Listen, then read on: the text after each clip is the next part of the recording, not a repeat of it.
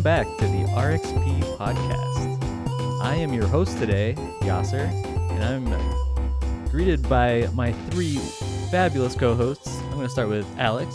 Oh yeah, I'm the number one most fabulous. Well, Gosh. alphabetical Alex, I'm sorry. Matt Always the bridesmaid. and Tiffany. Now we saved the best for last. So that's what that is. Dang. All right, fair enough. All right, so today we're talking about Not enthused. our top non-gaming experiences of 2024. And naturally, because I've never been involved in one of these podcasts, we decided I'd be a great host for this pod. And so we're just going to jump right in, guys. Like, how was 2024? Did we feel like we got some amazing experiences? What was the general experience? Like, what did we think of 2024? Alex, I'll start with you. Oh, sure, of course. Yeah, no, it was, I mean... Because we're just like chomping at the bit, so I have to choose someone. Please, everyone, settle down. No, I mean, the direction's so helpful just to get the flow going. For me, I've done a lot of things this year that I haven't done in the past, so that was great to kind of branch out. So I think having 2024 being a year of trying a few new things was great just overall for experiences. Do you feel like that was true of both your gaming and non-gaming, or just in general? Oh, no, just this non-gaming for this episode. When we get to the gaming for our next episode, sneak peek listeners, it's a lot of what I've done in the past, so stay tuned for that episode when it comes out later this year. But yeah, my non-gaming is definitely a little bit more varied compared to previous years. Okay, I like to hear that. How about you, Matt? Non-gaming, pretty good. You know, like something I it's not going to be on my list because he can't be put on a list, is I got a dog. That's changed my life. Our boy Jimmy has Jimmy. been fantastic. I'm not going to put him on the list because, you know, he goes above and beyond lists. But that's been really fun. Transcends the list. Absolutely. Exactly. Yeah.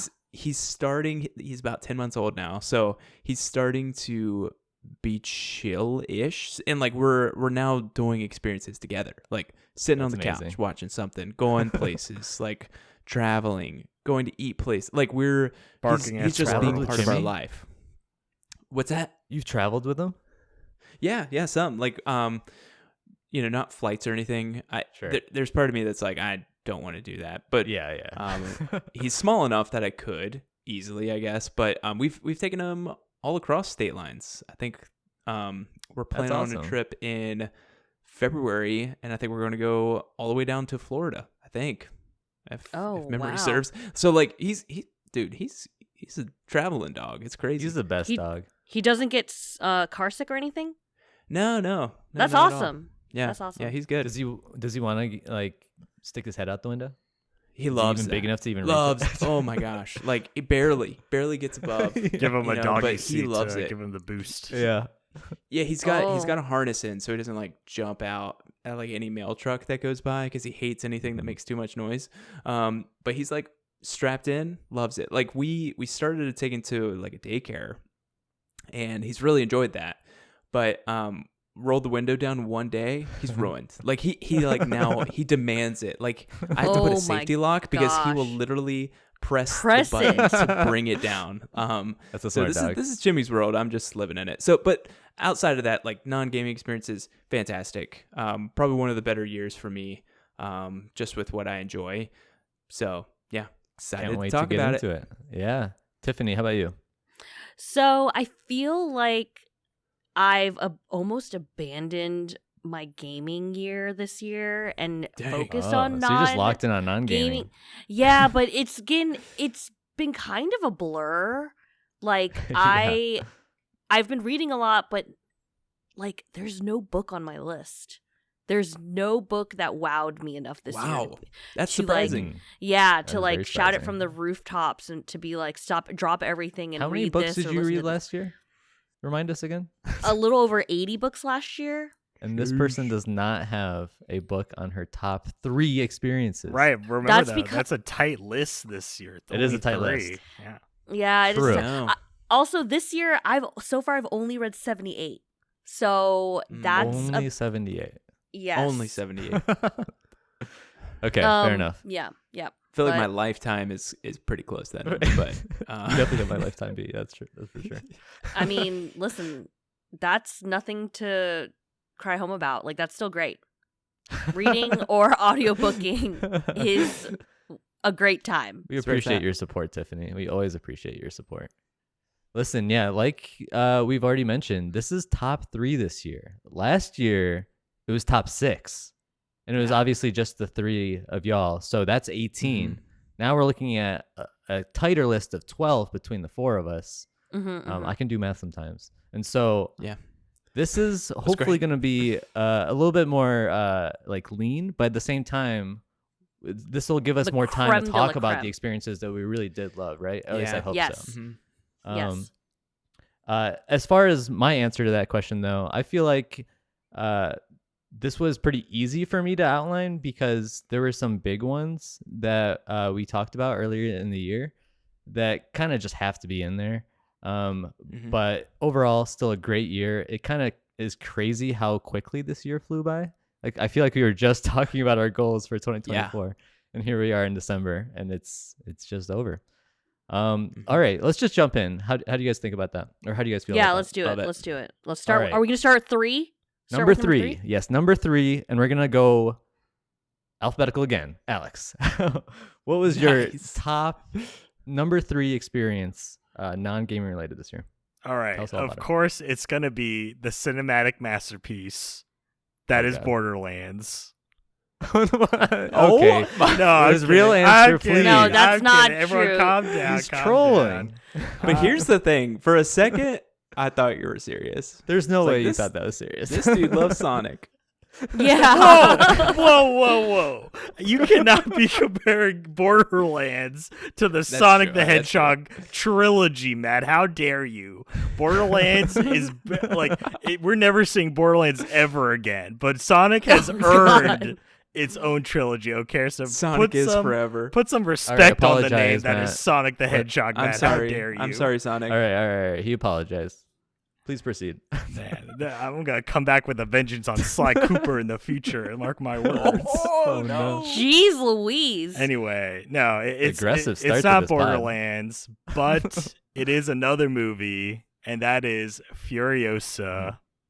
Oh, that's one that we talked about very Yes. early on Yeah. this year. And honestly, so I ended up watching this on a plane, so maybe not the most ideal On a plane, my scenario. I love it. But you I know, love Was it. it like? Was it on? Wait, hold on. Like, give us a picture of your experience here. Was it the TV behind the chair, or is it like your phone, a tablet? What are you listening with? Earbuds? yeah, What are we talking about It was here? the built-in screen to the seat, so maybe Oh, a God. good Okay. like 8-9 inch screen. Yeah. And LCD. yeah, well, Fabulous. I don't even know if it's LCD, I'll be honest. But wired earbuds, not the ones supplied by the airline, but my own pair of wired earbuds. Oh, thank God. All right. And Nice. yeah, it was just me and the screen, just me watching it one-on-one, Yeah. not sharing the audio port with anybody. So it was quite the experience. So like I said, not the most ideal, as you would say, especially for a movie like Furiosa. And it still made it in the top 3 though. That's yeah, it's impressive, still made in the honestly. top 3, and that's mostly right because I discount a lot of the extraneous things right with the movie in terms of I understand a lot of movies are made with the theater in mind, and so I'm not one to try to knock or give any kind of negative comments about a movie, right? If I watch it at home, to be like, oh, this wasn't great, that wasn't great, right? That's my choice if I decide to watch it via that manner. Okay. So I can only imagine if this was in the theaters, maybe it could have gone higher on the list. Who knows? Imagine. Imagine. But yeah, just going with the movie itself, it's number 3. I think there's a lot that I realized, right, having watched Mad Max, the kind of not necessarily reboot, but Fury Road a few years ago. And that being such a great movie, and watching this and having the reservations, we talked about on the show before, where I was very had a tentative feeling about Anya Taylor-Joy taking the role of Furiosa, right, a younger Furiosa. especially being portrayed by Charlize Theron in Fury Road. Mm. And so I thought it was a lot to live Just up like to. a tough act to follow kind of thing. Yeah, right. Because we know where the character ends up, so this is Right, the right. kind of right. It's the origin story. It's the build up of that character to where they end up. And Do you feel like she hit the mark?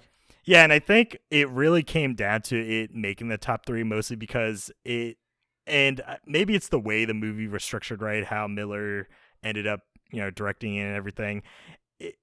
Not to say she didn't do a lot of acting, but the way the movie portrayed her character, I think played to the strengths of her as an actress and also just how it's presented within the movie, right? Because especially a lot of this movie, doesn't, not to say it doesn't have acting, but it relies a lot on just like the physical presence of these characters, right? Maybe minimal dialogue, a lot of just kind of watching a scene fold out.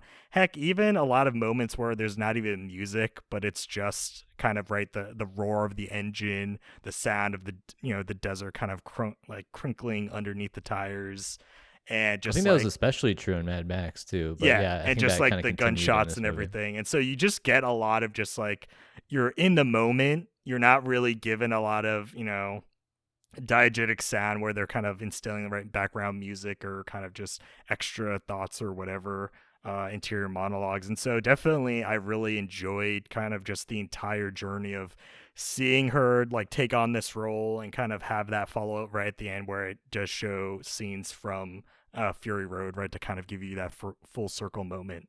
And so I think she did the role very well, and also the movie itself, I think, supplants itself within this right universe strongly. Yeah, for sure. And honestly, it's something where I'm like, I hope Mad Max, and I haven't looked into it, but I'm not sure what the future of this franchise is. But I hope it continues, in some capacity, right? Maybe not necessarily like this, but I just want more in the future because I realize as a movie franchise, right, I feel like it does a lot of things that sets it apart from other franchises out there, especially with how old it is, right? How many years it's been going on. So it just left a very strong impression on me, and it's carried me to number 3 for this year. I definitely love this pick, Alex. Like I said, we talked about this very early on in the year. I think 3 of us watched it. Tiffany, did you also watch it? I did not watch it. Okay, so 3 of us have watched it. We recommend you watch it. I'm sure Matt agrees. But I don't think we did a peer review, right? I don't think so. Maybe like a mini peer review, which is a little surprising. Yeah, maybe like a discussion. Maybe we brought it. We brought it up maybe in one of the episodes, but not like a full on peer review. But this was an experience. I actually watched it in IMAX. I loved it. Ooh, nice. I will say it's not in my top 3. Same as the plane, Same, just identical, honestly. Matt, is it in your top 3? It's not in my top 3. It's in my top 10 of the year. I will say I love great. this movie. It's not that it didn't deserve to be in my top 3. It's just more, there was just like specific things that had to top it, but it was one of the best movies I watched this year. So love the pick. Matt, did you have any thoughts on it?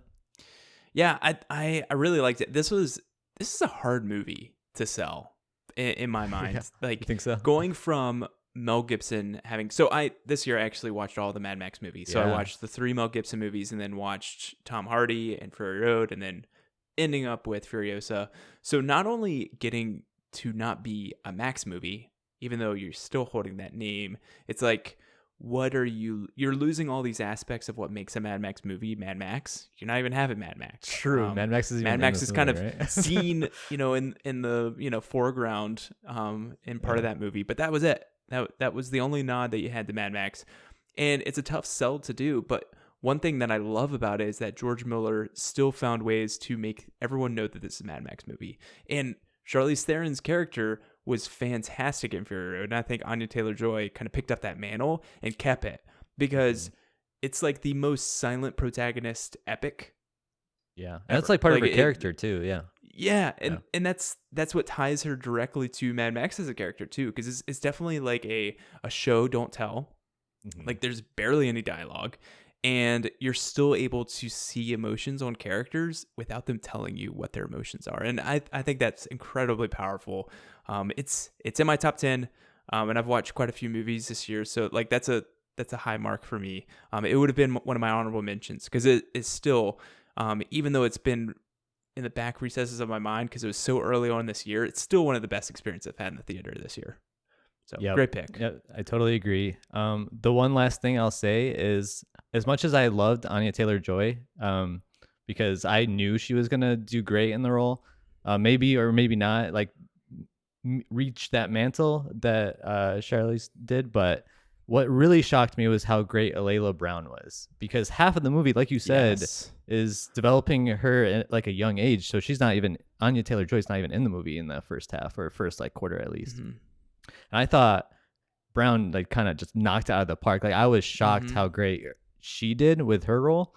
And then Anya Taylor-Joy just like picked up the mantle from there and wrapped up the rest of the movie. And I just thought it was a great experience and a lot of fun, a lot of action, obviously, though, not a lot of dialogue still. So what I did like, though, even with it being less dialogue, there's more of a narrative focus, I thought, in this movie versus Mad Max, where I thought that was like one of the things that you could have a concern about in the first one is like, well, if you want to consider Mad Max as the first one, but obviously there are others. There's like almost no dialogue or story in the first one. Whereas this one, it kind of like fleshed out the background a little bit more. So I think it might be a little bit more approachable to someone like Tiffany, who hasn't had that background, where you at least have like a functioning story in the movie that you can kind of follow along with, versus Mad Max that didn't really have that. Have you watched either of the movies or thought about watching either of the movies, Tiffany? No, I haven't watched any of them. And so it just, I was next airplane ride, never know. It's it's too long. Fury Road is a good entry drug, but like also Furiosa is great too. Like it's one of those things where Maddie actually preferred Furiosa over all of them, like over Fury Road. She only watched the newer ones. So it's, I don't know, like, and I wouldn't say that she's classically a Mad Max fan or anything. She liked Fury Road. Enjoy Tom Hardy in it, but like Furiosa really hit with her, and she was much hotter on it. I think it might be her movie of the year. Like I was asking her kind of her top 3 non-gaming experiences. I think this might be her number 1 this year. Dang. Number 1 and number 2. So she hasn't seen Sonic 3 yet, so cool. She has not seen Sonic. That's none right. of us have seen come on the pod today. Yeah. But there's a lot of really good Australian actors that were in it. To bring it back to you, Tiffany, Charlie Fraser played the mom in this, and she was in Anyone But You. That one movie that both of us watched. But she did an awesome job too. Like the whole beginning part of her, like crazy. Like that's basically who Furiosa turns into. Like when she grows up, is like she turns into her mom. Like just that like crazy sniper, crazy energy. Like it's great. So could not recommend the movie enough. Great job. Way to circle that back around, Matt. Love that. All right, Matt, it's your turn. Top 3, number 3 experience, non-gaming. What's going on? So the good thing about this, the way we do it, is we're not just limited to this year. This is the top 2024 experience that we've experienced this year. This could be something that happened forever ago. This could be something that happened, yesterday. Right. And so mine is not going to be something that came out this year. But I have 3 categories because big movie person. I've watched over 120 movies so far this year. Yeah. So saying Furiosa is in my top 10. That is a good mark. Yeah, that's pretty good. So out of my 3 movies, I have different categories for them. And first category. Wait, are you spoiling that all 3 of your top 3 are movies? Nope. I'll tell you the category once we go through them. All right, keep going. So my third place, the third best movie that I watched this year, just happens to be the best movie that I missed from last year. So this is something that came out in 2023. I know this is a movie that Yasser has seen because we might differ a little bit in opinion, but that's okay because it's still great because my top 2023 film is Anatomy of a Fall. This is a movie that takes place mostly in a courtroom. It is just fantastic. This is something where I wrote in my review that I'd be thinking about this for a long time, and I couldn't agree more. Like I'm still thinking about this movie, even though, I saw this back in August. So this is a really good film. It's a French film. The notable actor from it is Sandra Hüller. She's a German actor or actress.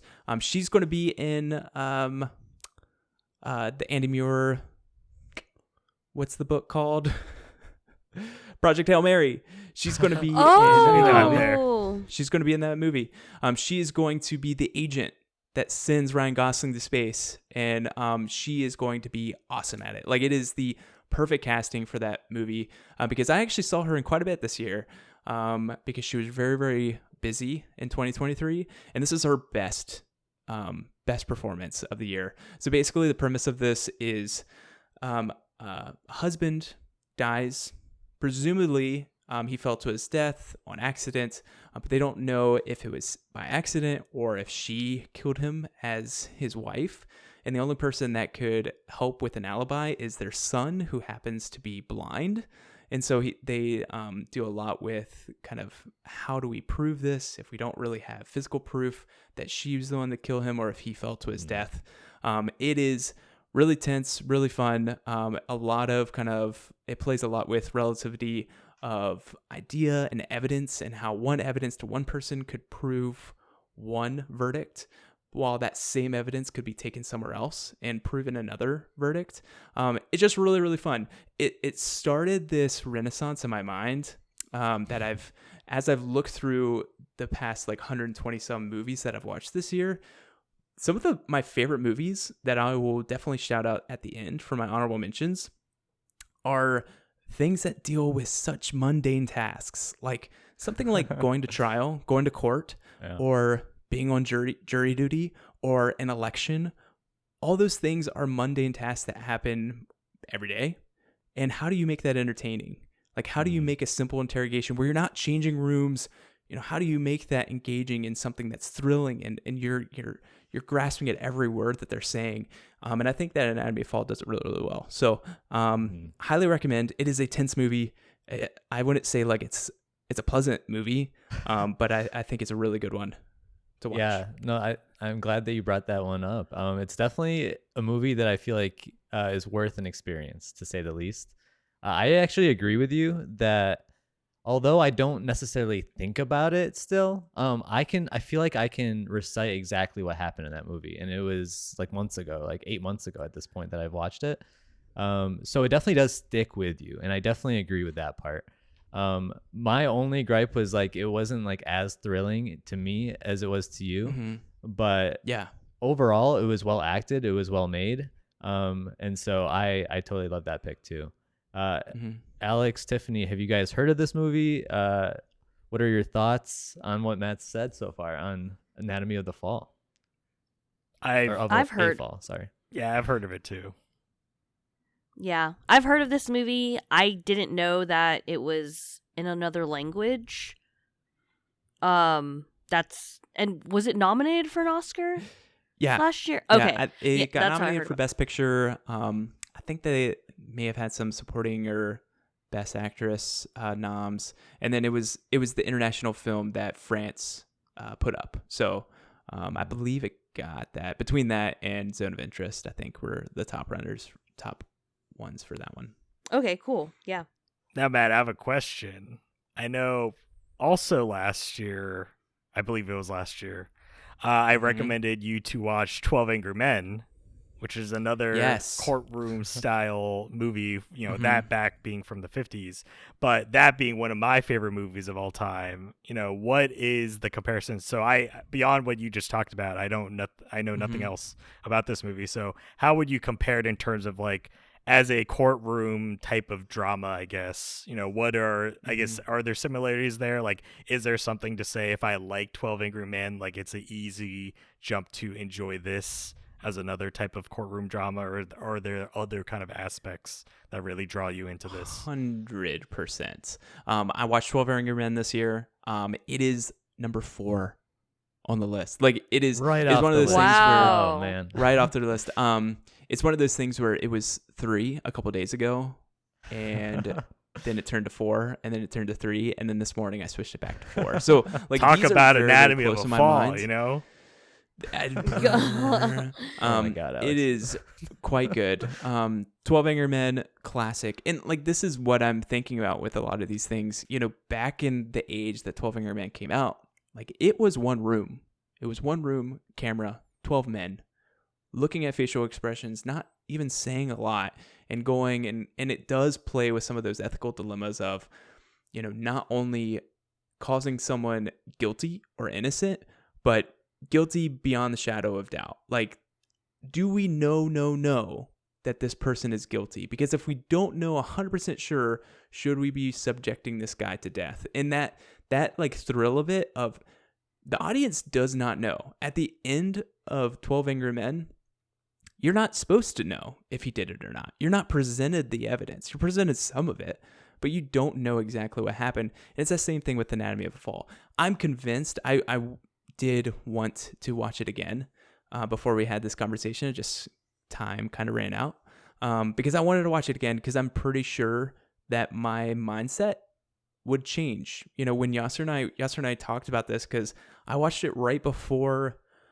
Yasser came to Virginia and we were hanging out that weekend, and we had talked about it then when he was over at the house, and I'm pretty sure we had different opinions on what actually happened in Anatomy of a Fall. And that's the part that stays with me. The fun part. That yeah, like it's not about a linear story that you see, you digest, you move on. Like it is something that has staying power because it's like sits in your gut and you chew on it for a while. And that's the same thing that I loved about 12 Angry Men. So between those two, and then one that I actually just watched this past week that I would put in that same echelon that I think will be very popular come Oscar time, is a 2024 film called Conclave with Ralph Fiennes.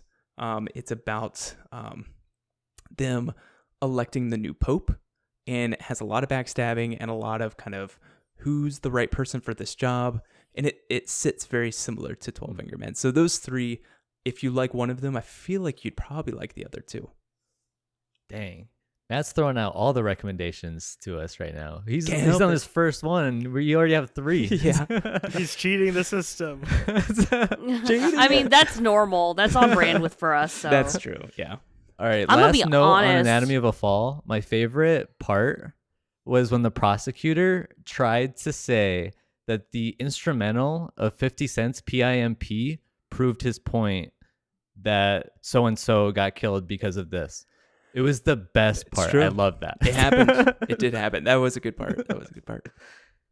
Never listen to the instrumental of PIMP. That's just what we learned. All right, Tiffany, your top number 3 experience of the year. Let's hear it. Honestly, like, because both of you talked about a movie that major You just changed your mind? experience. I literally just changed my list. Oh my God. Unprecedented. And so Yeah. I didn't have a movie in my top 3, and it was there this morning, and I removed it, and then I added it back. We're hearing it here like first. right it. now. Anatomy of a And- Rise. And you guys might just Stop roll it. your eyes at me, but to me, there was something that I felt was lost for a while, and I feel like this year they finally got back on track. Okay. And Is it my Marvel movie? favorite, yes, my favorite movie this year was Deadpool and Wolverine. Oh, wow. okay. So okay. I think, I mean, y'all know I'm a Marvel fangirl, or a Marvel apologist. Like, to be frank. So Can I make a quick confession before you keep going? yeah. I haven't watched it yet, and it's been on my list for a while because I've been waiting for it to go to Disney Plus, and I still It's haven't watched it. I know been I know on it's already Disney I Plus. know. So no spoilers, please. But I really am looking forward to watching this movie. Keep going. I saw this movie. This is the only movie that I've seen twice in theaters this Wow. year. Wow. And I mean, part of that was mostly because I had another group of friends that couldn't make it to, like, Sure. the Thursday premiere, and they would like, I'd love to watch this with Mhm. you, because I mean, we don't talk during movies, but occasional whisper, you know what I mean? Yeah. Like, anyway, I thought that the Deadpool humor was there. I thought the jabs that they made at the Disney company were pretty hilarious, and they kind of walk the line. I mean, nothing crazy. They're not like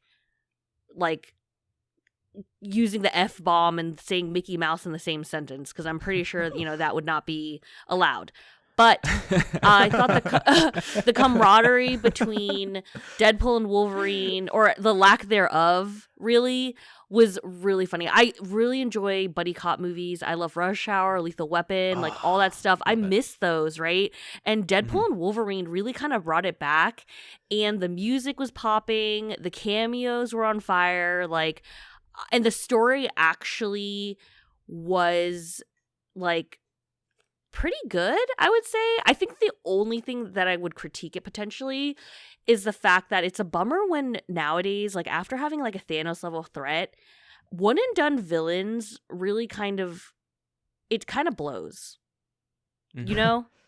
Like It has no staying power. Yeah. Yeah. I think that's something we need to work on a little bit. Hey, Chris especially Hemsworth in Furiosa was great, okay?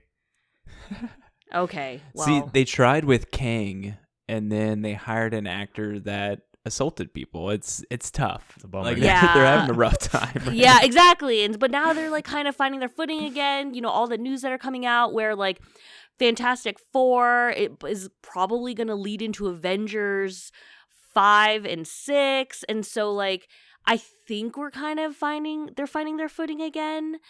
We don't have to talk about RDJ coming back. I know that's like very divisive for some people, but ultimately, Yasser, I think you need to put Deadpool and Wolverine on your watch list before the end of the year. Okay. And I yes, can't ma'am. wait to read your Letterboxd review. I know Alex and Matt have watched this movie already, so I want to give you guys some time. Matt, I saw your hand raised. You can start. Oh, I was raising my hand to say that I'm divisive about RDJ coming back, but Okay. sorry. I should have Yeah. been more clear. Yeah, I watched this with Tiffany. Yeah. Oh. It was great. I think it was good. Like I think if you're into the humor that Deadpool is about, you'll like it. You'll have something there. I think I enjoyed it. I really did. I think it brought a little bit more life to Marvel since, recently It's been a rough stretch. there's not to been say much the life least. there. Yeah. Yeah. So I think it's easily beats all the Marvel movies from last year? ? I'm struggling to even think if anything would rival it. I can't think of anything. Like Doctor Strange, meh. Thor, Love and Thunder, meh. Like I think it probably beat everything. Marvel's, meh.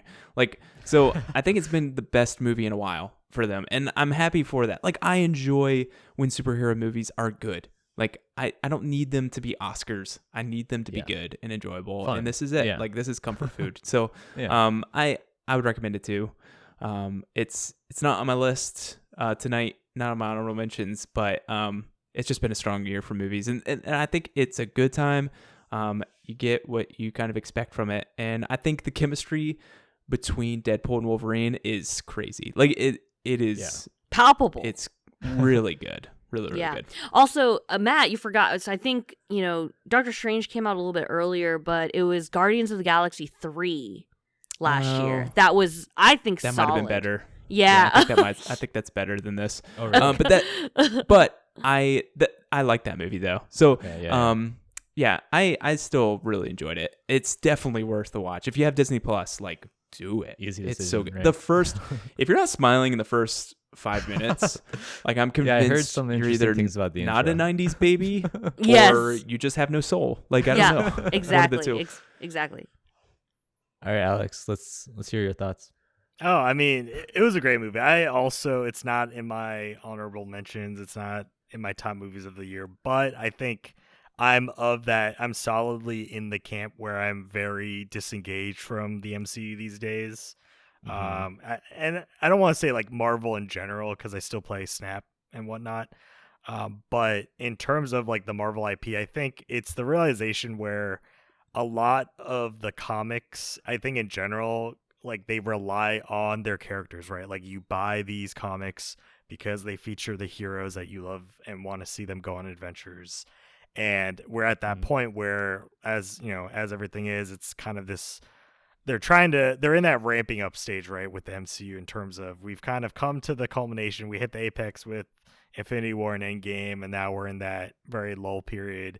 And this is just another one of those movies where it's like, hey, listen, you know, obviously this is in the effort where we're trying to build up again, right? Like as Tiffany mentioned, you know, that build up to the next Avengers movies, but you can still have great single experiences in between. You know, not everything needs to play into that bigger, you know, metaverse, right, multiverse type of storytelling. And so I think relying on that being the main kind of draw in was like made this movie a lot better, right? Because even though a lot of the structure is based around the multiverse, it's still a movie, right? Like this is designed as a self-contained story. You know, you can enjoy this from start to finish, right? Well, you need Deadpool 1 and 2, but besides those, right, it's a self-contained arc.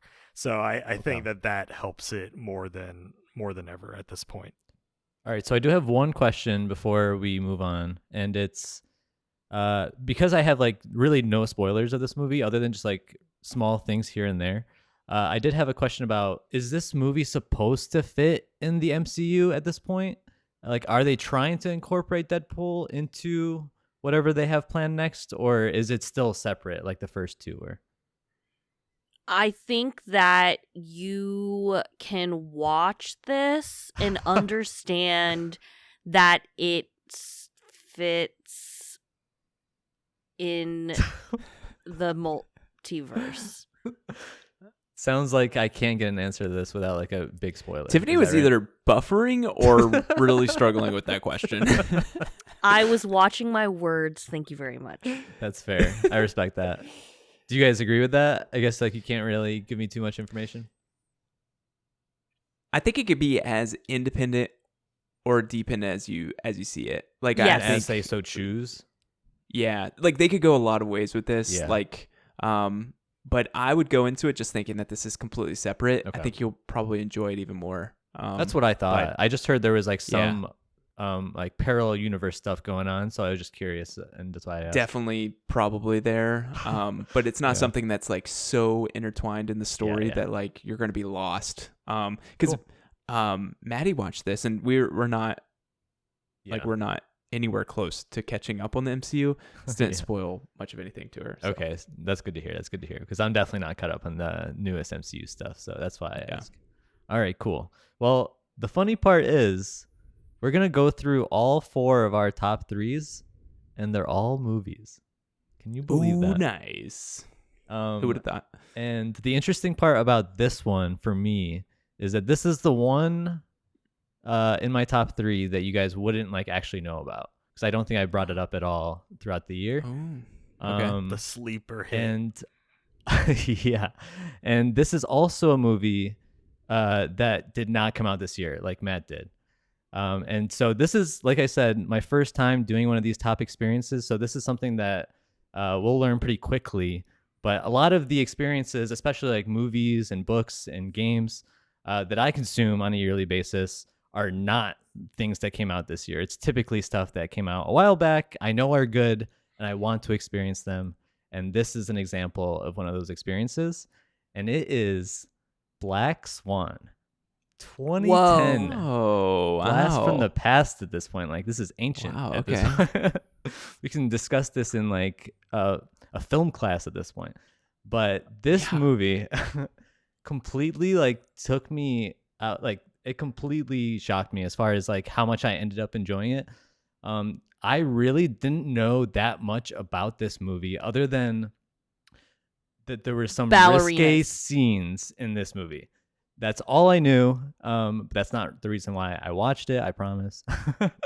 But I was told, or I kind of learned that there would be a lot of like weird things going on in this movie, and it was kind of mysterious in a lot of ways and hard to kind of follow and understand. And everything that I heard from that respect was like, okay, I'm on board. I want something that is going to make me want to like pay attention and figure out what exactly is going on.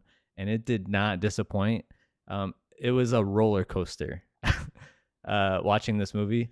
This is probably the first time that I've actually like put it into words since I watched it initially with some friends, and it's really honestly very hard to explain for those of you that haven't watched it. So first question, I guess, is has anyone watched this movie? I assume the answer is no across the board because of Letterboxd, but I just want to confirm. I have not seen it. I just know that it has Jane Foster's actress in it that I don't remember her name. Natalie Portman? Yeah. And that it's about ballerinas. She Could knows you her imagine? MCU. It's like everything goes back to MCU. Queen Amidala. Yeah, and guess That who is else there we is go. in it? True. Bucky's in Who? it too. Sebastian Oh my Stan's in gosh. it? Yeah. Oh, you know his name. Oh my gosh. Wait, maybe I need to check this out.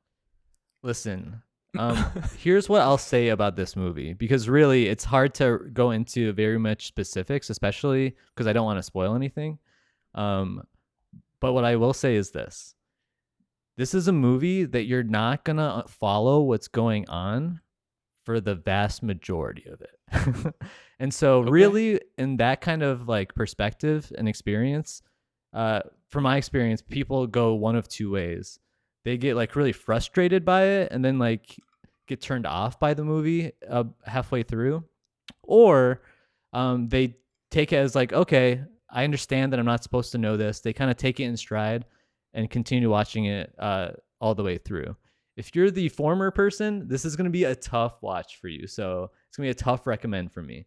But if you're the latter person who can kind of roll with the punches as far as like not understanding things until you're pretty much at the end of the movie, then you're going to love this movie. Because this movie has a bunch of different roller coasters. I think I would compare it to The Prestige, which I also rewatched this year. In the sense that you learn a lot of things as the plot kind of unfolds. And there's a lot of interesting things. And I think there's also something connected to what Matt said about Anatomy of the Fall, where a lot of the plot is up to interpretation as far as the end result. And so it's a great movie to watch and then discuss with other people. In my opinion, it's a lot of fun because you get to see like how they interpret it versus how you interpret it. But that's as much as I can give you. It's a roller coaster. It's a lot of fun. I gave it 5 out of 5 stars, and it's my favorite movie of the year. I don't really like movies that I don't understand what's going on. But listen, if there are narrative threads that I can follow, like Yasser, did you ever see the movie Annihilation? Yes. Oh my God, I love that movie. Okay, see, that movie was so bizarre, but I understood the overall concept of it. Okay. So is it like that, or is it truly like you have no idea what's going on? Like, what do you like? What Annihilation is a great comparison, but I think this one is like next level. Damn. That's what I'll say. Okay. Because Annihilation, like it starts off very straightforward and you think you understand the plot and what's going on, and then it gets crazy. Yeah. This one I feel like gets crazy quick, and then you don't quite understand it till towards the end, if you understand it at all, because there's just so much going on. Like, I think if someone asked me immediately after what I thought, like, wait a minute, I thought I understood, but that's not what I got. So if you liked Annihilation, I think this is in the same realm of like something you'd potentially enjoy as well, but it is even more difficult to follow than Annihilation in my opinion. I didn't care for Annihilation. Okay. This is another thing though. So I didn't care for Annihilation. Number one, Yasser, did you know that it's a book series? I did not know Annihilation, it's a book series. It's a book series. I was debating about listening to an audiobook version of Annihilation, but anyway, what about Arrival? Like I loved Arrival. This movie fits in with the movies that you're mentioning today. Okay, see, this is like a spectrum though, because I love Arrival. Like I think about Arrival all the time. Arrival is one of my favorite sci-fi movies, so I love that. I think I'm gonna say it's one of my favorite sci-fi movies. But Annihilation is just like Bizarro World, and I was like, this is like sci-fi horror to me. Yeah, and that's true. Horror's not really my jams. Yes, but anyway, that's a good distinction. That's actually Natalie a really Portman's good distinction. also in Annihilation. Yeah, she did. She did. Yeah, I was like, Natalie's picking those movies, and I'm just like, What's going on? She So- made all that Star Wars money, and then she's like, "I'm gonna do indie stuff." One for them, one for me. If Yeah. you're talking about Annihilation and Arrival, I feel like it's closer to Annihilation because of exactly what you just said.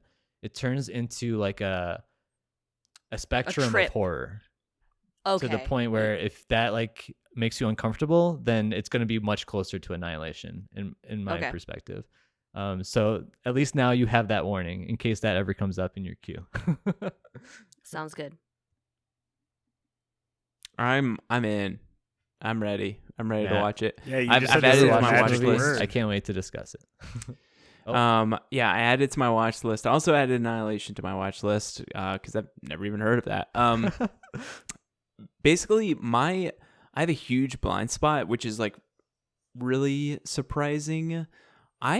Between first year of my undergrad to the end of graduate, so Yeah. 8 years, like it's very Movie sparse. black hole. I You never watched some saw of them. movies again.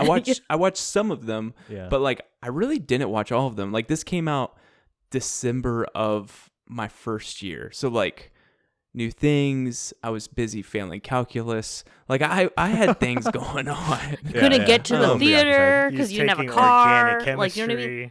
chemistry. Yeah. Yeah, like so it was tough. So I'm definitely gonna hit this up because that is what I love about movies is when there are things that you have to.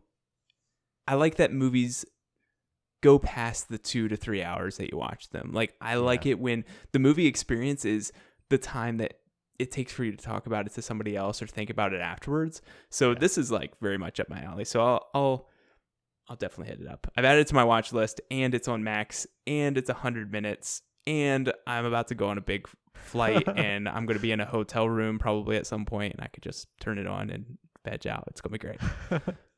Okay, that sounds great. I will say even better if you can watch it with like Maddie or someone else because then you can at least like discuss it immediately after. But if you don't have anyone, just call me. I will gladly discuss it with you. Alex, Yeah, I was about to be like, you uh, have Yasser. You don't. Yeah. He doesn't need Maddie. No, just kidding. but Alex, I think we cut you off. What were you gonna say? Was I saying something? No, I was just Oh, I saying don't know. you said the magic word with the prestige, so you caught Oh, Matt's yeah, attention yeah. very quickly and easily. That's a good point. And you guys had a peer review of The Prestige, which you ended up really liking, right? Indeed, yeah. I mean, as you explained this, I immediately thought of the prestige. Yeah. So yeah. I was gonna say it in case no one else did, because that was my like direct link of, man, am I gonna have to go on another journey of just being like slightly confused yet thinking I understand yet realizing, oh wait, I missed a bunch of important details that was trying to tell me what's going on, but then not fully understand it, and then reach the end of the movie and be like, I think I have a conclusion, but I don't know if it's actually right or not. If you're ever in the mood for that exact ride, this is the movie for you, Alex. Just watch the Prestige again. I'm assuming the Prestige is going to be on Alex's list, so I was just going to save talking about that until later. Well, speaking Probably of number one. Alex's, the rest of Alex's list, Alex, what is your number 2 experience? All right, number 2 experience for 2024. We're taking a slight detour. You know, it's not a movie. Not a movie. Okay. So we're not continuing the hot streak there. But it is something that's very important to movies. You know, it's things that we typically enjoy a lot, right? Music, right? Popcorn. Music's very important to movies. Matt, I was thinking about that. I was like, he's gonna have the Wolverine popcorn bucket on his list. I mean, if I got it, Wants then the maybe. Dune bucket, you know what I mean? Maybe. Yeah. I think I see where do this is going, though, Alex. Hold Keep on, going. let me pull it out Let him of cook. the corner of the No, room. yeah. No, it's music, and one musical thing I did this year, you know, I did it with Mhm. Tiffany, and as a matter of fact, is we went to the Final Fantasy VII Rebirth Orchestra concert, Oh, Yes. that's so cool. and this was conducted in a local theater, you know, that we are all very well aware of, and we went and attended in person. It was about a 2.5 hour long runtime. There was a intermission, and man, let me tell you, you know, having played Rebirth back in February, right? Like it came out on the leap year, right? On February 29th. It was basically my March gaming. I spent all of March playing it, and going to this concert, at the end of the year, just listening to the music. There were times where I just felt like I was playing the game again, like watching That's the really presentation, right? Like they play parts of the game on the screen while the live orchestra's playing. And just the quality, the shout out, it was the Richmond Symphonic Orchestra that performed. And it was just this level of quality where I'm like, it sounds exactly like when I was playing the game. And it was just so amazing to be reliving that experience, like watching it on the screen, but just hearing it and being like, there is no difference here. Like you could tell me I have the controller in my hand and the choir is bow wowing in the background. And I'm like, this is it. Wow. Like legit, they were doing it, and like I can only imagine. I'm like, wait, the choir was doing the bow yes, wow they wow were song? bow Yeah. wow Oh wowing. my I was like, gosh. what is happening? Yeah, Because I had not Tiffany, played the have game. you played the? Oh no! The entire game was revealed to me in this concert, which was fine. I knew that was going to happen. Spoilers, there You're are so spoilers welcome. in the video, but yeah. Spoilers, there are spoilers. Honestly, the music is probably one of my favorite parts about that game. Like I'm assuming we'll at least talk about it, honorable mentions of Rebirth in a couple weeks when we do our top gaming experiences of 2024. It's definitely like one of the biggest games that came out this year. And one of the things that like gets me emotional without having any background knowledge is the music. Like, so I can't even imagine sitting in. I think this is happening at the same time as maybe Maddie and I were going on a trip or something, and because I think it was in October. It was right around our anniversary. Yes. So, that's so cool. So cool. Did it make you want to replay the game or like boot up the game at all? Or Absolutely like- not. Did it give you Yeah. like a newfound appreciation for the game? Oh no, definitely. I mean, I say this only because having done like the platinum run for this, like this You've is done everything. It is a grueling game to platinum, It right? is. And that does include a second playthrough. So indeed, I already played it twice this year. Mhm. But Wow. it just brought back a lot of good memories, right? Stuff like the Bow Wow Wow song, Stamps theme, and also Queen's Blood. They played The that Queen's live. Blood. Dang, And- that music slapped. and I yeah. was like, She hasn't even played the game yet she has that to look forward to when she gets around to it. Yeah. And so yeah, there's She's just a still in lot Final Fantasy 15. oh my gosh, Matt. Let me go. Let me go. Let me live my life. but yeah, just the music brought back all those great memories, right? And that was enough to like make me appreciate it more, because obviously it's something I can look forward to when part 3 comes out, hopefully within the next handful of years or so. So it's definitely a great reminder to say, man, this game did come out this year, and it was such a great, like, it was literally, it was like all I played in March. I'm pretty sure. Like, if you look at my history, I did not play any other games in March. It was just Final Fantasy VII Rebirth. And so having like a whole month of this year dedicated to that game and then listening to the music again was just such a great joy. And the quality of the performance, right? Like, they're hitting every note. There are no issues. Like, we had good seats to like be able to hear everything. And so it was just a great experience that really, I think, and music just carries forward, because I remember, I think it's been 8 years now. Tiffany and I went to a Kingdom Hearts concert that was at the Dolby Theater in LA. And that, when I was listening to the music for Kingdom Hearts back then, it brought tears to my eyes. I didn't cry Yes. at the Yeah, Rebirth yeah. concert Oh, this it- year, but like it just reminded me how strong like music itself is a Brings way the to- emotion. That's yeah, the power evoke of music, emotion. right? yeah. Yes. Yeah, no, absolutely. I remember you guys bringing this up, and I love that pick, because I totally agree with everything that we've been saying about music. I did a like Harry Potter symphony in Seattle. Oh, yes. Last year I think it was, and it's just so cool to like see music kind of come to life after you've experienced it in one medium and then getting to see it in person in some form or fashion. And I do think like music is one of those things that is fundamental to like bringing back memories of what you were doing when you first heard it, whether it's just like an Yeah. actual song or if it's from a game. It just is like has the ability to travel you through time like nothing else can. And I feel like this is very fitting because the Spotify recap of this year just came out, or at least I saw it for the first time this year.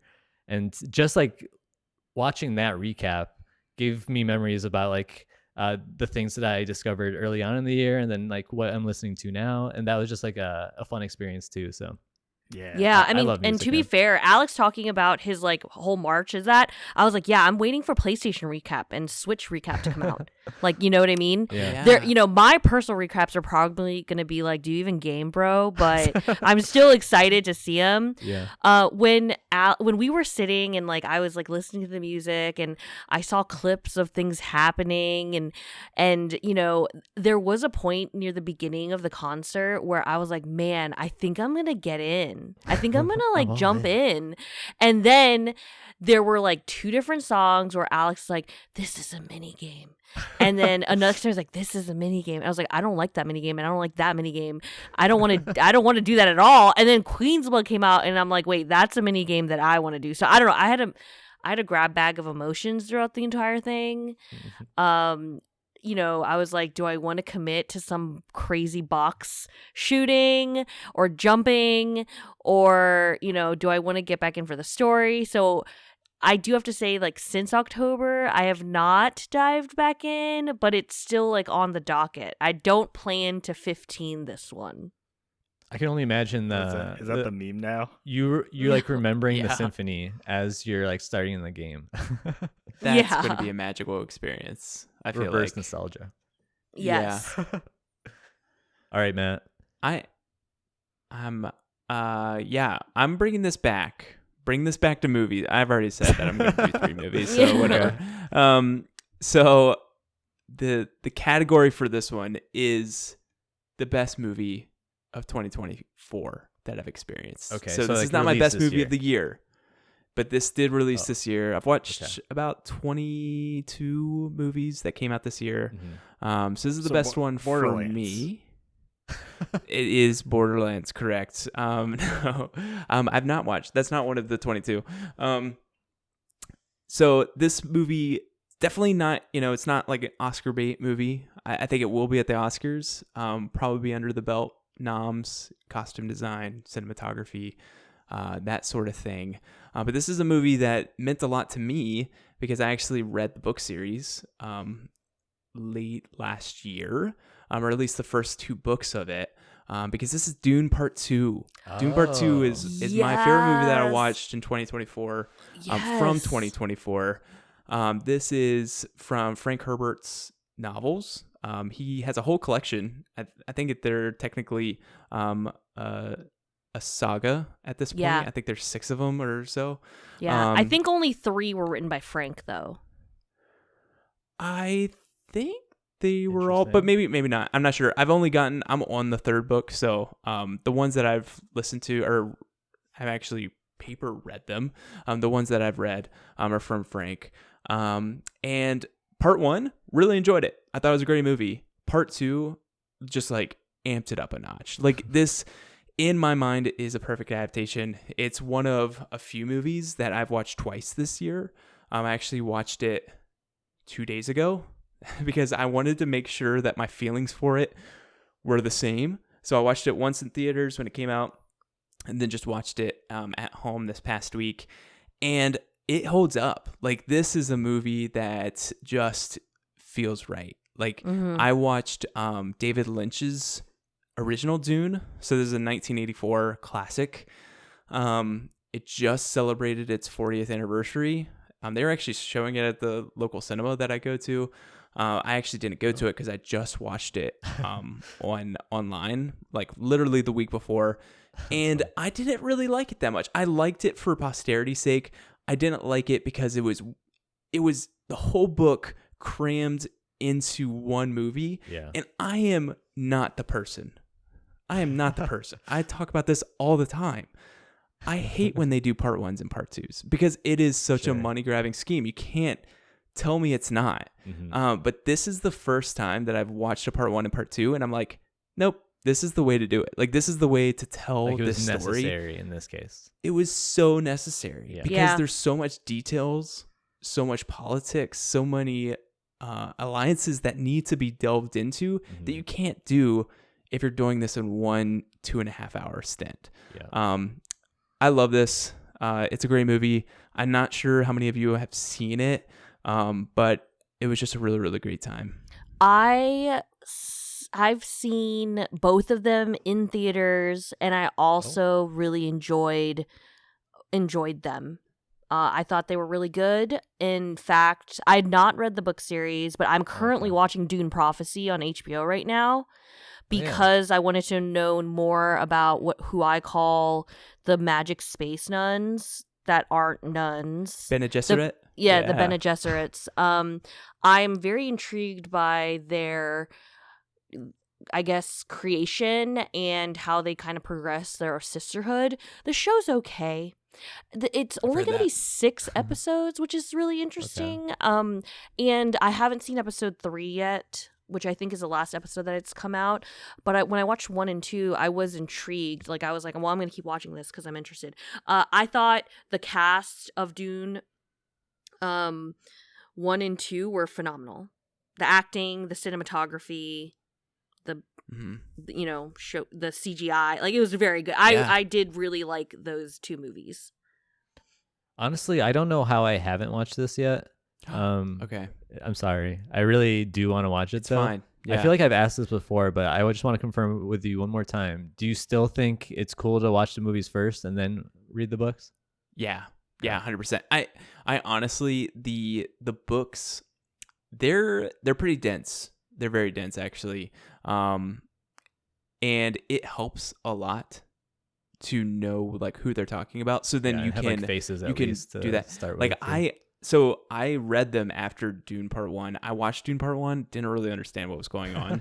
So then I read the books, and it was nice at least having like, oh, that guy is him. That guy is that guy. And like I literally like had a cast of Dune Part 1 where I was listening or reading and thinking about it.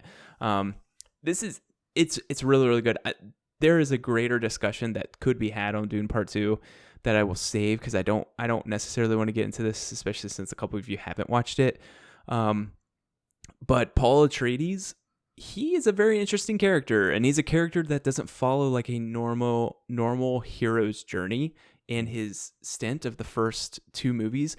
They've not really even confirmed that they're going to do a second movie, but that second book, which would be next, is crazy. A lot of things that happen with Paul, and a lot of it is hinted at the end of Part 2.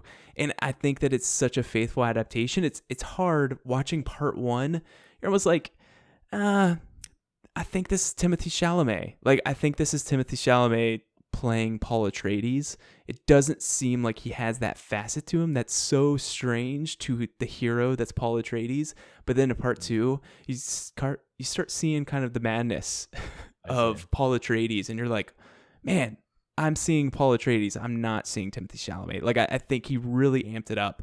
And I think that's a very big testament of him. I do not think he'll get any Oscar noms for himself. I don't think any actor or actresses will, which is a shame because I think some of them did really well. But I just don't think that's maybe the strength of it. I think just the overall cast was really, really good. Definitely one of my favorite things. What I love is some of the costume design and like the space suits, and they almost like look practical. Like, they look mechanical, and even the CGI looks practical. Like, nuking something looks like a nuke. Like it looks good, and it looks practical. It looks ancient, and it looks like it matches a place that has a deep history like Dune. So wait, you mean like definitely give it a microwave watch. here, or talk about like a nuclear weapon? Like, what kind of nuking? I'm talking about a weapon, man. Okay. They probably have a microwave too. No, they don't it's trust off-screen. thinking machines or other machines other than that's transport. true. Matt, are you going to check out Dune Prophecy? I am. I'm going Okay. to. Honestly, some of the early reviews have kind of like made me Sounded mid. less apt to go into it. Yeah, but it's on the list. Okay. Is it supposed to also follow the books? Or is it like a separate story? I don't know. I don't know. It's a little bit confusing because, Matt, I think you're right. I ended up looking it up, and Frank Herbert actually did write more Dune novels. It's just that I knew the history that his son wrote more, or like, cobbled together published manuscripts. The last 3. Yeah. So like, he put together stories and stuff from his father's notes. So I'm not really sure how much. I mean, I imagine a lot of, initial things might be from the books, but I don't know if it's new material. It almost sounds like it's new material, and that's why fans are upset. Oh, that would make sense. Yeah. Okay, fair enough. Great recommendation. I've only heard good things about this movie, to be honest. So I can't wait to watch it myself. Tiffany, your number 2. Let's go. Okay, so now my number 2 recommended experience, y'all. We do not have to spend that much time on it. You know why? Because I've already gushed about it for 2 hours. Pokemon Pocket with Alex, Oh, no. and that is Arcane season 2. And nice. ultimately, I think I'm going to take this moment to shout out Alex and I did a peer review of Arcane season 2 in 2 different parts for all 9 episodes. I think that if you have not seen Arcane season 1, now is the time to get on the bandwagon and watch Arcane season 1 and 2 together. In fact, I would almost recommend it that way, because when I first started season 2, I really was like, what is going on again? And when I ended season 2, I went back and watched the first 5 episodes of season 1 again, because I wanted to go back into that world. And I wanted to remind myself of how the characters got there. I cannot shout from the rooftops enough how much of a character arc almost every character got in the, at least 10 characters got so much character growth and love and care put into their storylines, and seeing them at the end of the story compared to where they were at the beginning, just, man, so many emotions. So many. Alex, we're going to have to hear your response to that. Oh, I mean, I'll shout out the peer review as well. It definitely is a show that does benefit from having both seasons being out. Because it is tightly connected. There are stakes. There is a lot of setup in the first season that, in and of itself, is its own story arc, but it really gets paid off with the season 2. So there's a lot there, and like we say there in the peer reviews, and I'll just say it here in case it scares you away. Don't be scared. You don't need to know anything about League of Legends to watch this. It is self-contained. It is a story where you'll learn the characters as you watch it. There are a lot of fun Easter eggs and nods to the game. So in case you are or in case you become interested, you might see those connections. And so that's kind of the main thing, is that this could be a gateway for you to enjoy the game. And not to say I am pushing the game in any sort of capacity, but they strongly hint, and I think it's basically officially been announced, they are continuing more animated series in the League of Legends universe going beyond Arcane. And so this is something to say in case you like this world. The game is chock full of characters. I think we're up to 165 now. Not to say that they'll That's all crazy. appear in these shows, but there is a very large roster of characters that you'll probably find at least someone you'll like, and maybe they'll appear in a show at some point in the future. So there's a lot of runway to go down there. Yeah, is this something Also- that you're planning to watch? Me? Yeah. 40-minute interested. episodes. I'm interested. I did start the first episode last year. Oh, really? I never finished it. It was one of those things where I turned it on and then literally something happened and I had to Yeah. leave. I had to turn it off and then never went back. I am interested in it because I love the art style from putting a thumbnail together. It looks great. Yes. Know nothing about it. I literally needed Jarrell's help. I was like, I know the blue girl and the pink girl and anybody else. So very, I would be excited to go in that world because it's beautifully animated. And I think that, that kind of that would bring me to the door to at least step in. And if the story's any close to how much you guys gush about it, I'm sure I would find something that I would really enjoy. So my question to you all though, is there going to be a season 3? Or is this going to be season 1 and season 2 is Arcane, and now we're going to take a completely separate series for other characters. I think that season 1 and season 2 are these main character stories, and then I don't know if they're going to say the next show is season 3, or if they're just going to title it entirely different, or, you know, what have you.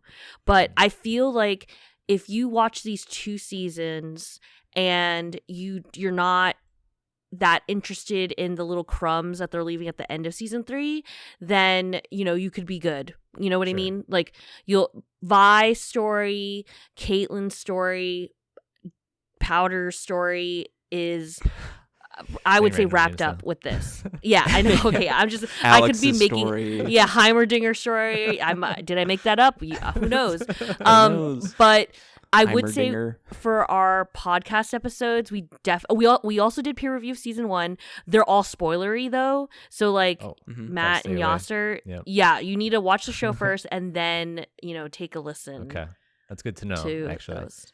So yeah, I feel like I'm enticed the same way Matt is with its art design, because I have heard that there's a lot of similarities as far as like the craft and like how great they are in comparison to like Spider-Verse and how amazing that is as well. Yes. Do you feel like there's that connection there where like this is like on par with Spider-Verse as far as like how great the art is, or do you feel like it's better, a little bit worse? What do you guys think? Because I know you guys have both watched Spider-Verse, right? I think it's on par. Like, Fortiche, is that how you pronounce it? It's a French production company. They killed it with this show. Like, it is beautiful, and there you'll see elements of other art styles in certain segments of each episode, which did kind of remind me of Spider-Verse, when they're like hopping through worlds and each world has its own unique, you know, palette and art style. So I think it's definitely on par, and it's no wonder that this animated show was one of the most expensive animated shows that Netflix has ever done. Oh, really? It shows. Yes. Wow. Okay. Alex, do you agree with that?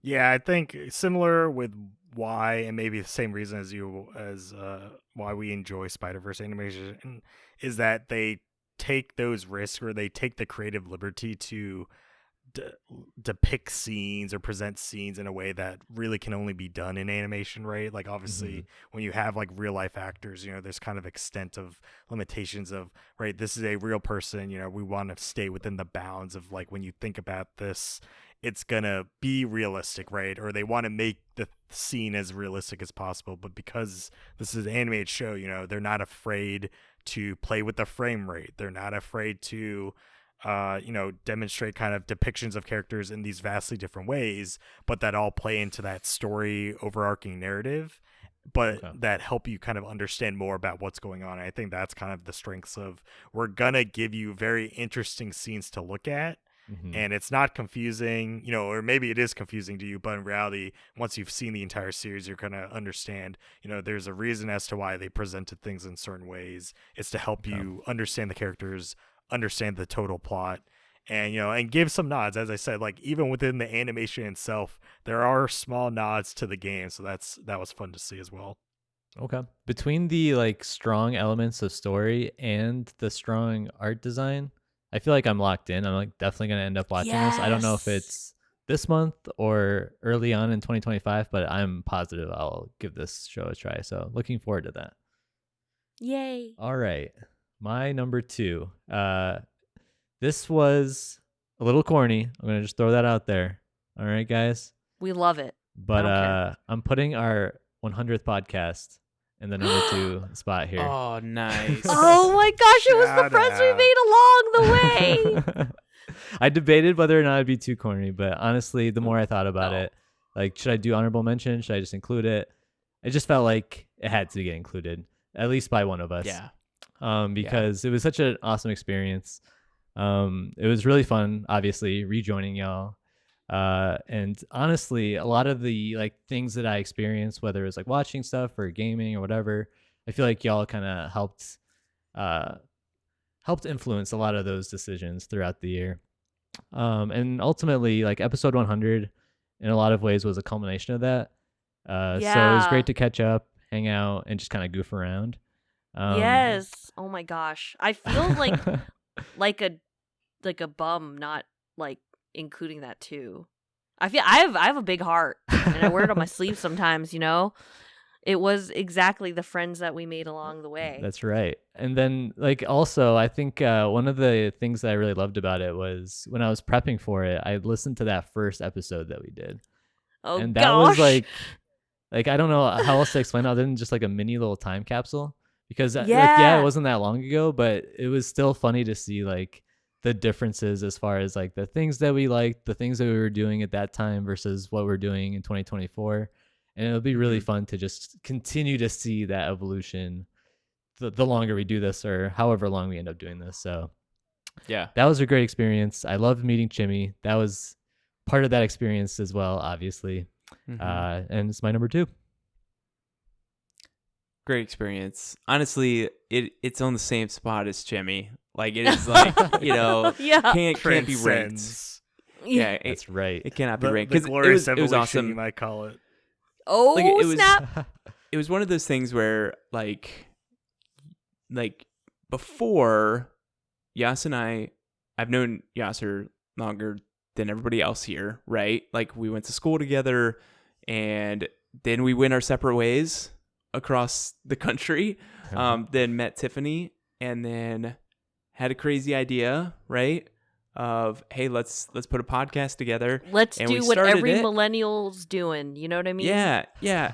But like, it's crazy because then I think maybe 2 years passed and like I was getting married and we were coming up with a guest list, and it was like I thought about this group like immediately because I was like, I can't imagine like getting married and them not being there. You know what I mean? It's like I've had, like, you guys are some of my closest friends. Like, I talk to you guys on a weekly basis at least, you know, like, so it's awesome. Like, this is really, it's been really fun to do this. And like having it in person, it's like, we've not seen each other but a handful of times. I've only seen Alex 3 times in person. Like, literally 3 times in person. I saw him at my wedding, I saw him at the reunion, and I saw him at Gus's house where like I mean, we he's watch staring SNL at me right clips. now, listeners. You know, we can see each other Yeah. in Discord. But like No, that's 3 times I've seen Alex in person, and it's completely fine because it's like, I don't know, I feel like the podcast, like in our friendship, we're using Transcends way too much probably in one podcast, but like I do think that it goes past just like talking about entertainment stuff like on a podcast every couple weeks or every month. Like, I've really grown to really love you guys as people, and like having you at my house and us playing games and recording, like doing business, but then like having pizza and playing games and just hanging out. Just was hanging like, out. That was so awesome. fun.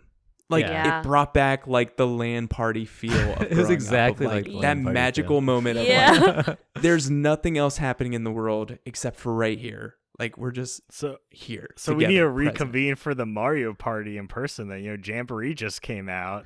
That's right. Oh my gosh, no, that might ruin us. Or it'll listeners. strengthen That's the how the bonds. podcast ends. No, Or that. when the moment when one time we were playing Overcooked and Matt goes, Tiffany, you need to relax. And I literally was like, oh no, did I just ruin everything? Yeah. I'm She was like surprised doing we her didn't best have one of those Gordon moments Ramsay on or that the day, to be bear. Oh, sorry. What did you say, Matt? I was saying she was doing her best like Gordon Ramsay or the bear impression. Where she's like, "Where's my rice? Where is it?" Yeah, and I Oh my mean, God. and not to be taking over the point too, but you know, from last year, from 2023, you know, one of my top non-gaming experiences was going to Matt's wedding. You know, and meeting Matt in person for the first time, and meeting Yasser in person for the first time as well. Yeah. So there's this kind of connection there of that was a propagation of, us meeting, having this camaraderie, finally meeting in person. Everything was virtual, but then coming together and getting to know each other in person, and then by extension having that special episode 100 recording in person. It just goes to show, this is something that has lasted. What we're now on episode 105. That's not including all the peer reviews we've done. So we've cranked out a lot of content. We've spent a lot of time talking to each other. I'm surprised we've made it this far in some aspects. But here we are still talking. It's still yapping. Still yapping. Honestly, I know that was corny, but I'm glad we had it. Glad we talked it through. Great experience. Yeah. I can't wait till we do it again. We'll definitely not wait 100 episodes next time. Yeah, that's not. Yeah, that's true. That's true. All right, Alex. Are we at the top? Number Experience? one. Yeah, we're already Oh here. my Are we gosh, there? We are. Yes, we're here. Guys, I'm it's ready. already Lightning an hour fast 20, time. but it felt like it's flown by. I feel like Yeah. I hope our viewers feel the same way. They probably don't, but let's just get to the top one now. They're already Alex, gone. Your top experience. Let's hear it. Yeah, numero uno. We've briefly talked about something related to this, and it has to be because this is something that's so integrated into my life at this point, right? Something that's been a part of my life for more than a decade now, and that is me going to the 2024 League of Legends World Finals in London, England. Wow. Yes. You guys went to that when you Oh, were is in that London? what you guys did? Yeah. Well, that's what he did. That's what he did. I didn't do Yeah, that. so- Drop him off? Yeah, yeah, no, he so- dropped himself off. That wasn't in your Instagram post, Tiffany. She wasn't part of go. it. Yeah. She wasn't invited. So part of our my intention of going to England for the first time this year was to go to London, was to go to this Worlds event, right? Okay. I've played a League of Legends now for 12 years. You still play like consistently? Yeah, he does. Yeah, like every Interesting. week, maybe a couple short games here and there. And it's just something where I've always thought about going to one of the organized events, right? Especially the World Championships. It's something they've had since I started playing. And it's just grown and grown, right? The production's gotten bigger. They've gone to these big Yes. stadiums, right? It was at the O2 Arena in London this year, which I think seats about 20,000 people. So Wow. pretty big stadium. It was pretty packed. I just Just want to. packed?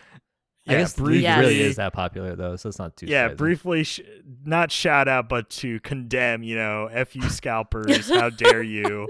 Yeah, But Did sometimes you buy from a scalper? he did. I don't want to talk about it, Oh. but sometimes you just No. got to do it when you want to go to these things. Yeah. And the look of the draw when you're trying to buy tickets online is just Yeah. not in your favor. Gosh, it is sucks, man. These Yeah. bots are just like taking all them tickets.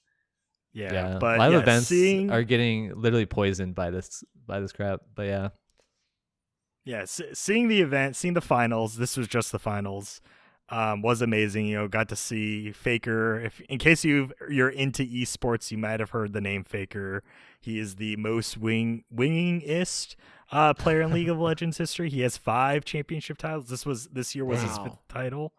And so get to see that in person, get to experience just the finals in person. It was my first kind of like live esports event in general. yeah, And there is an energy there, right? Like, Definitely. there being 20,000 people in these seats roughly, you can feel it. You feel the crowd, roaring, making, shouting as the plays are being made, right? Yeah. Being played on the Jumbotron.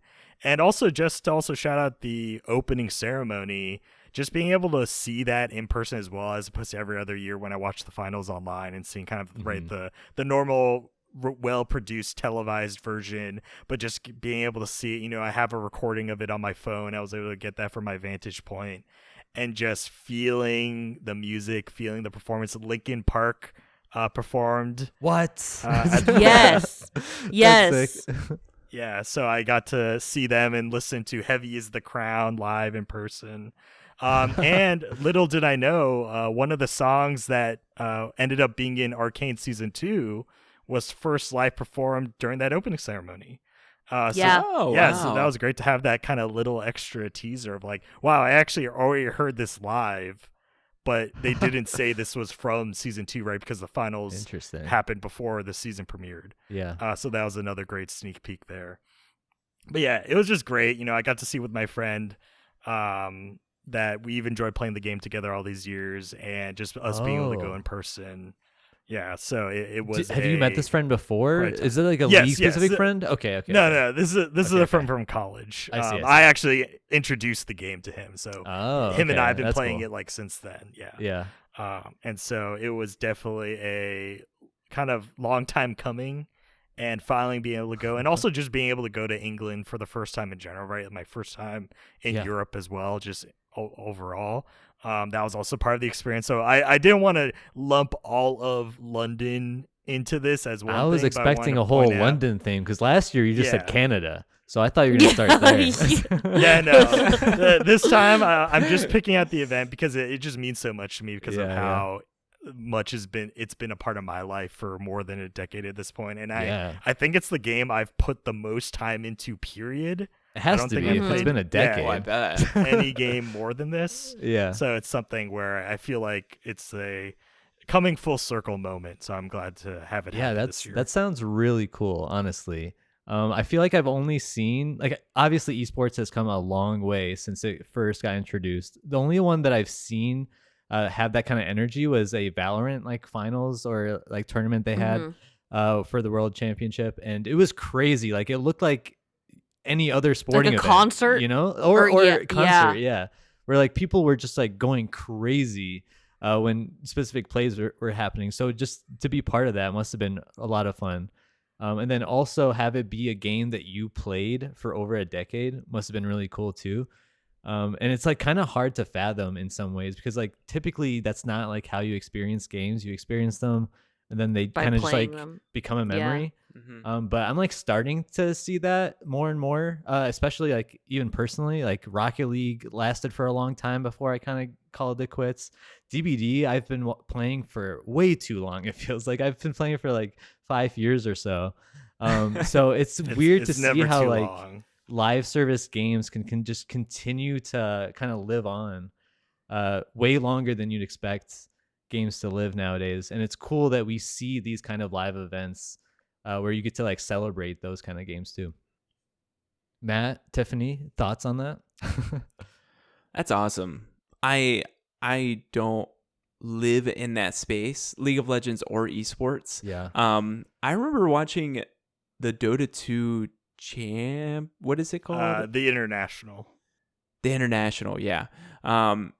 I got into that a couple years, but like I have no idea anything about, because I used to play Dota 2 like way back in the day. Like I was more of a Dota person rather than League of Legends. Of course, the classic rivalry. Yeah, the classic one-sided rivalry. But I can't imagine. Like I remember, but this was maybe 8-10 years ago when I was watching the International. I feel like, and it was on a screen, and people were going wild. Like people had face paint, and I was like, "What do you mean? Like what? Like I don't. There were I didn't so even many know these people cosplayers. had these. Yeah, it's like, oh, the evil geniuses, and like they had like an E and a G, and I was just like, what is this? Like, yes, I play fantasy football, and I'm addicted to that. So like, I guess I'm being a little bit hypocritical.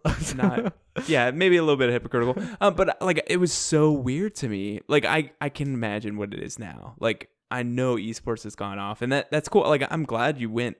I'm sad you had to go all the way to London to see this, but that's actually pretty cool. Like, it's like a very intentional thing to go out and watch that. So that's pretty sweet. Tiffany, why did you not go? So I honestly, the reason why I didn't go, number one, if the tickets weren't astronomical, I probably would have gone. Yeah.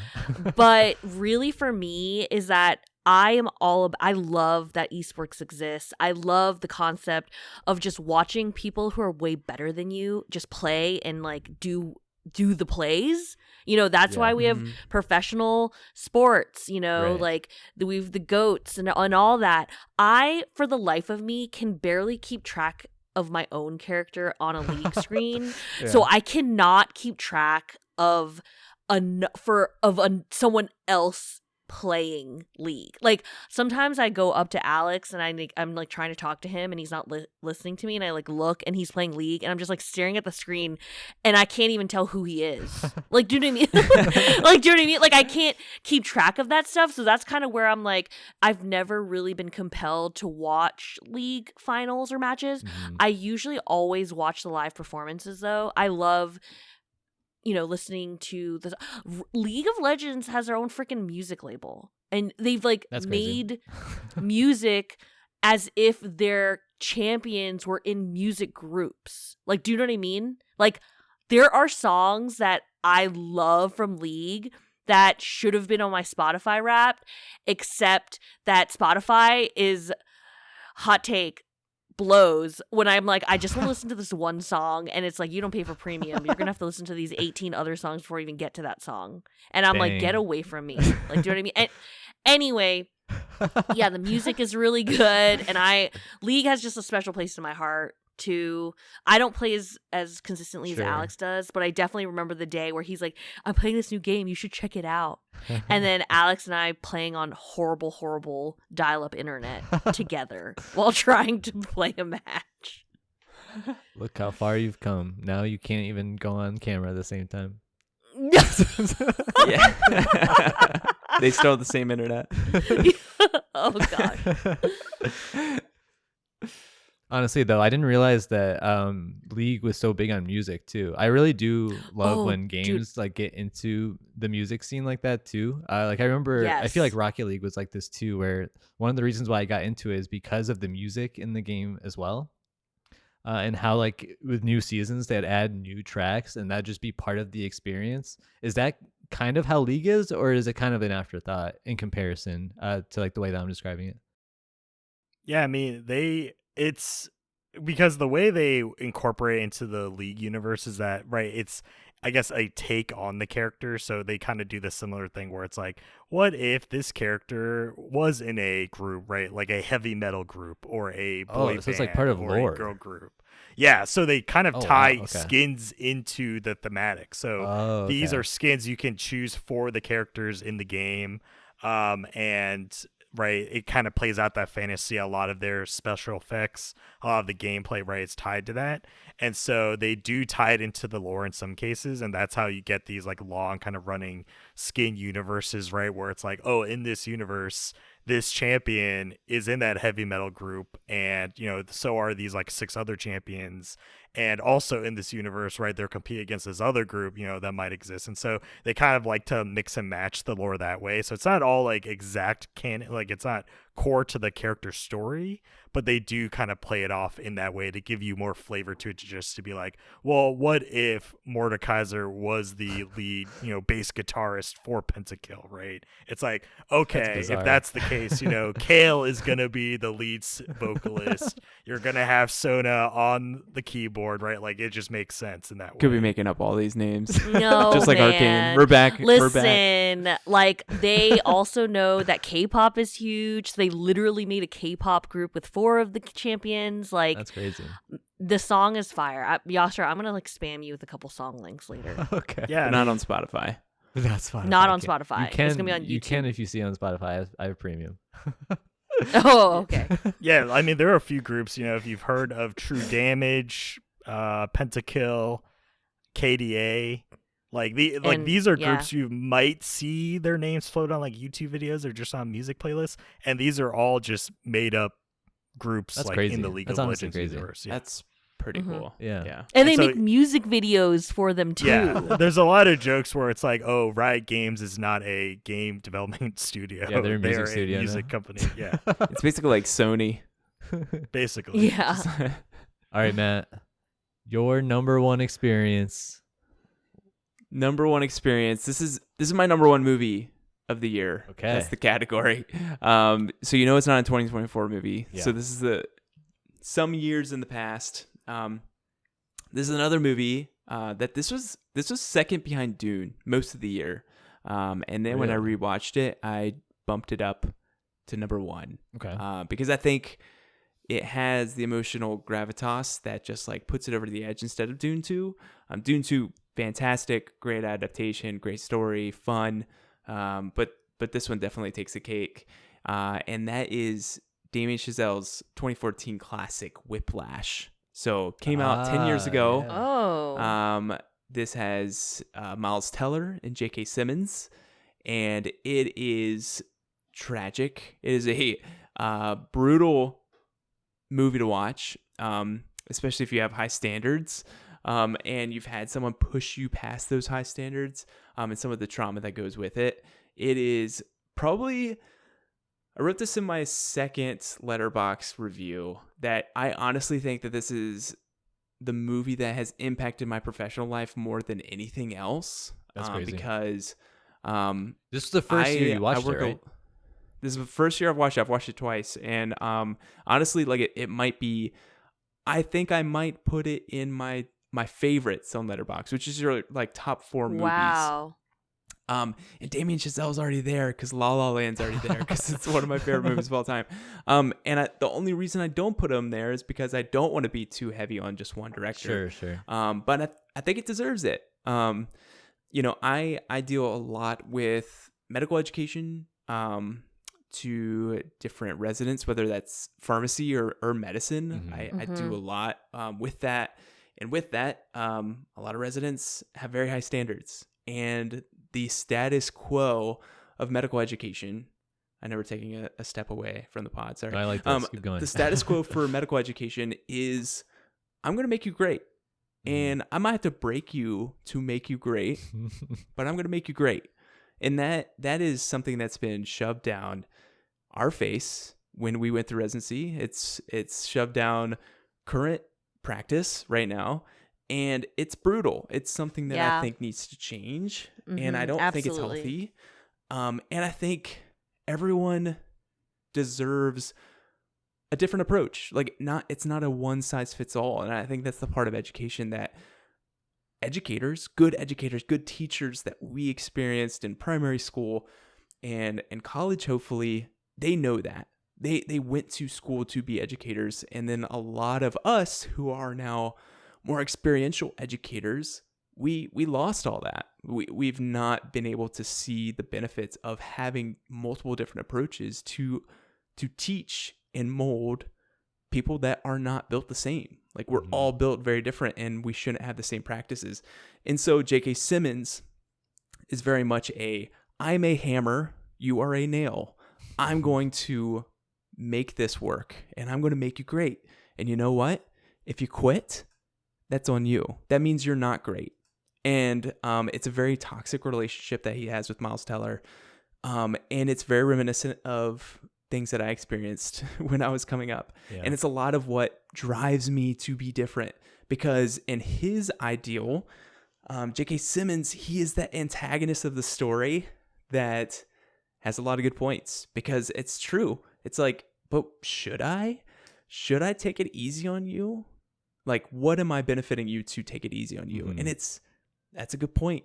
But also at the same time, it's like, what kind of long-term ramifications does this have on Miles Teller, on these people that are coming up? So it's something that's changed my whole philosophy. It's crazy because in my role, I deal a lot one-on-one with a lot of people. And these young residents coming out of school, a lot of them have a really tough time during residency.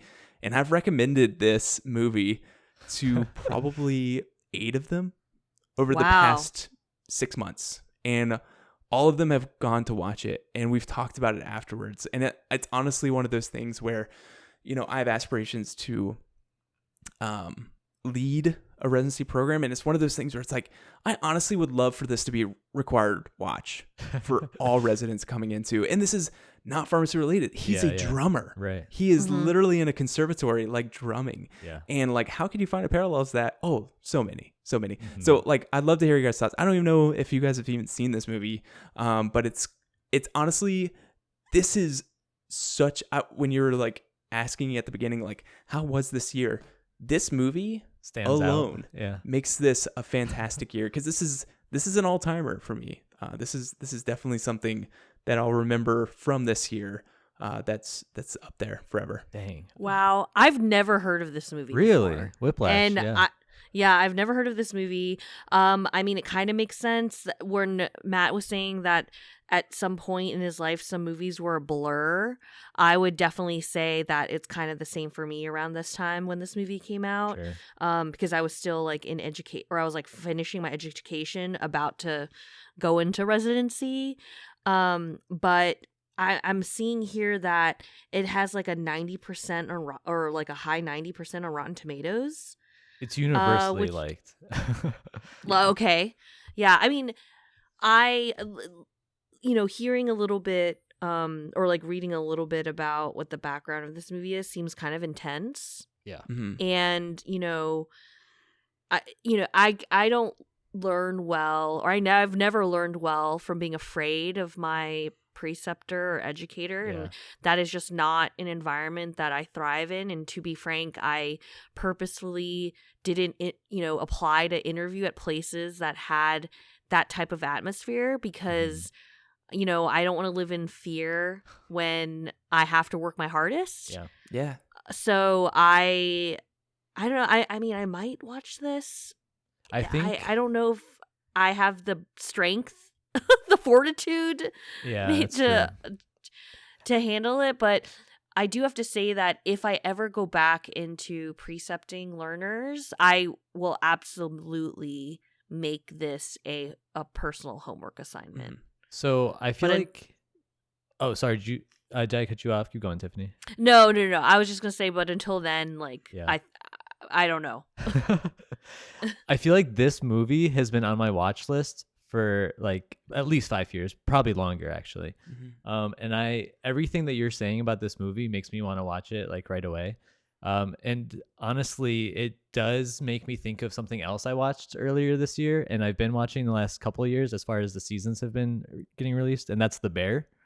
I'm not sure if you guys have Yes. watched that, Yes. but it's very similar in that like you have this Mhm. toxic relationship with a former preceptor of sorts, and that person helped them become the great chef that he is, but it also broke him.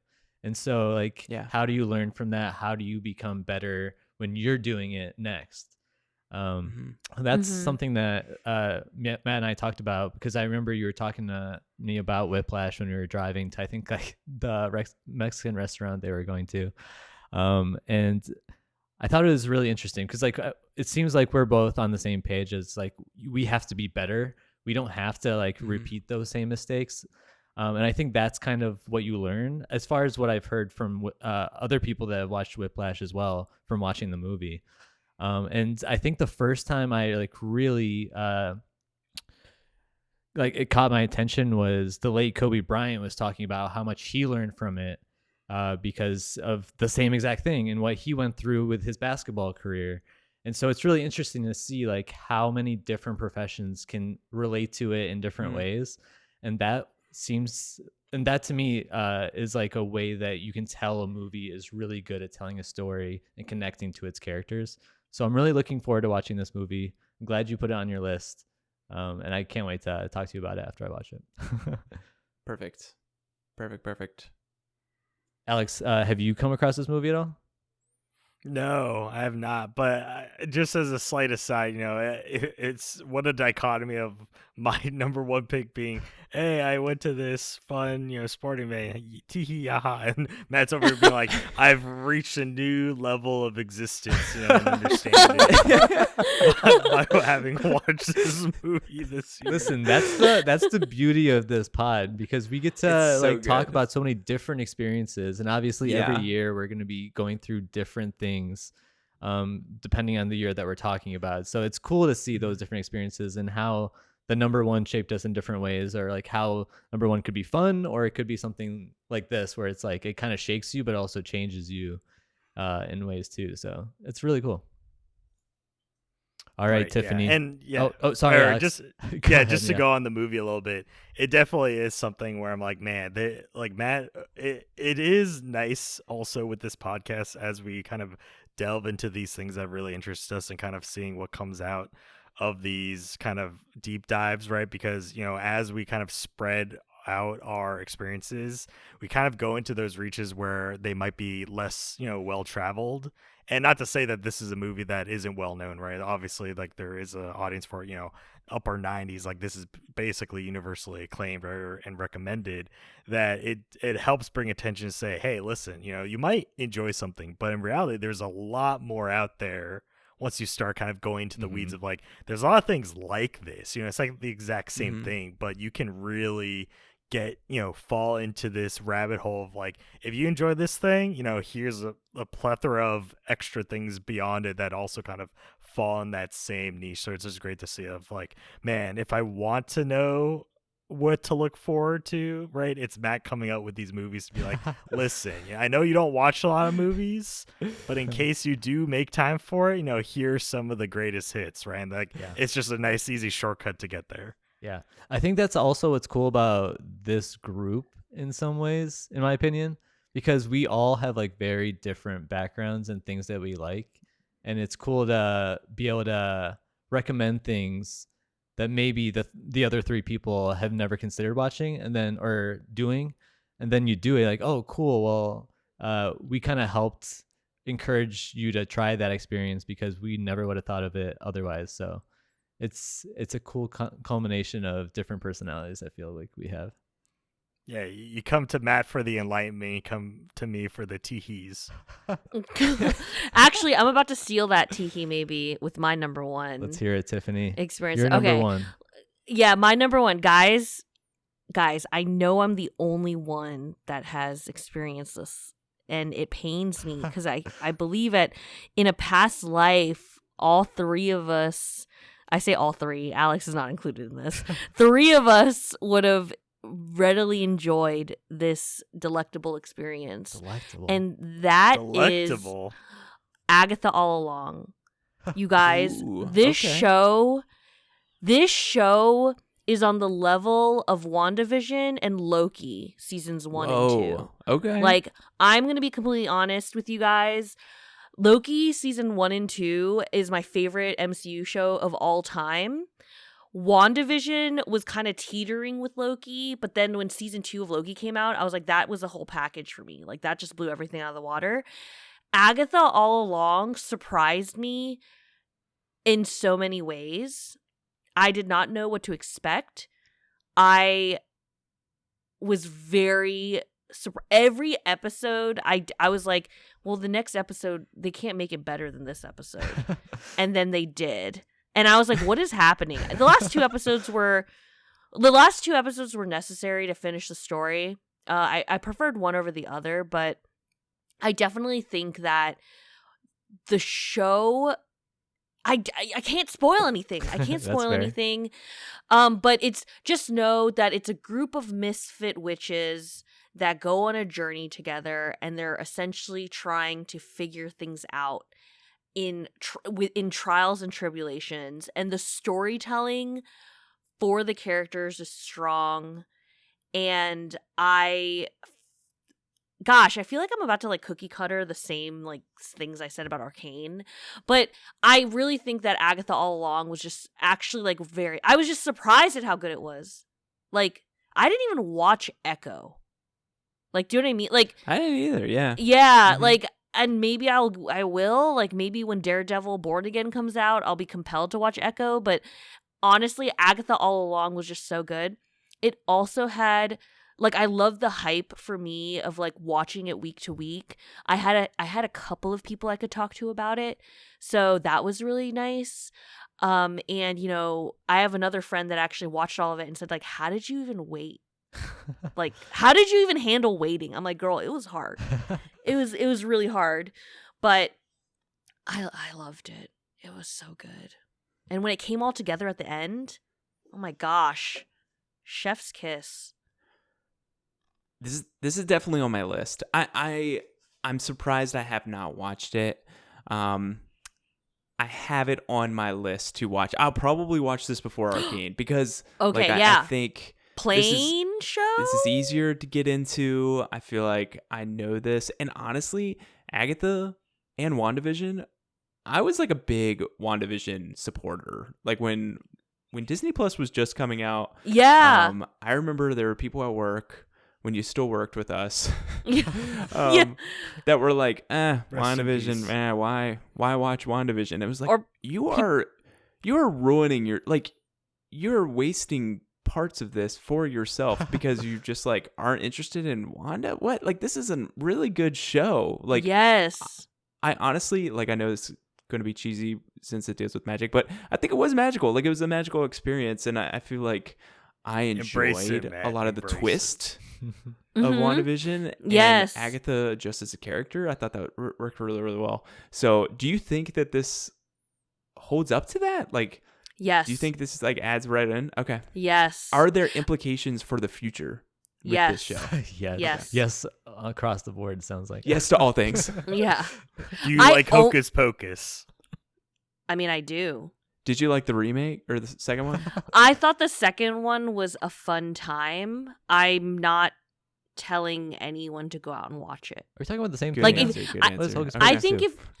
I think if you liked Hocus Pocus 1, or I'm sorry, I think those who love Hocus Pocus 1 can watch 2 and not be disgusted by it, but it's Okay. not at the level of Hocus Pocus 1. Mhm. Like, do you know what I mean? But I thought it was a Yeah. cute like nod to the original.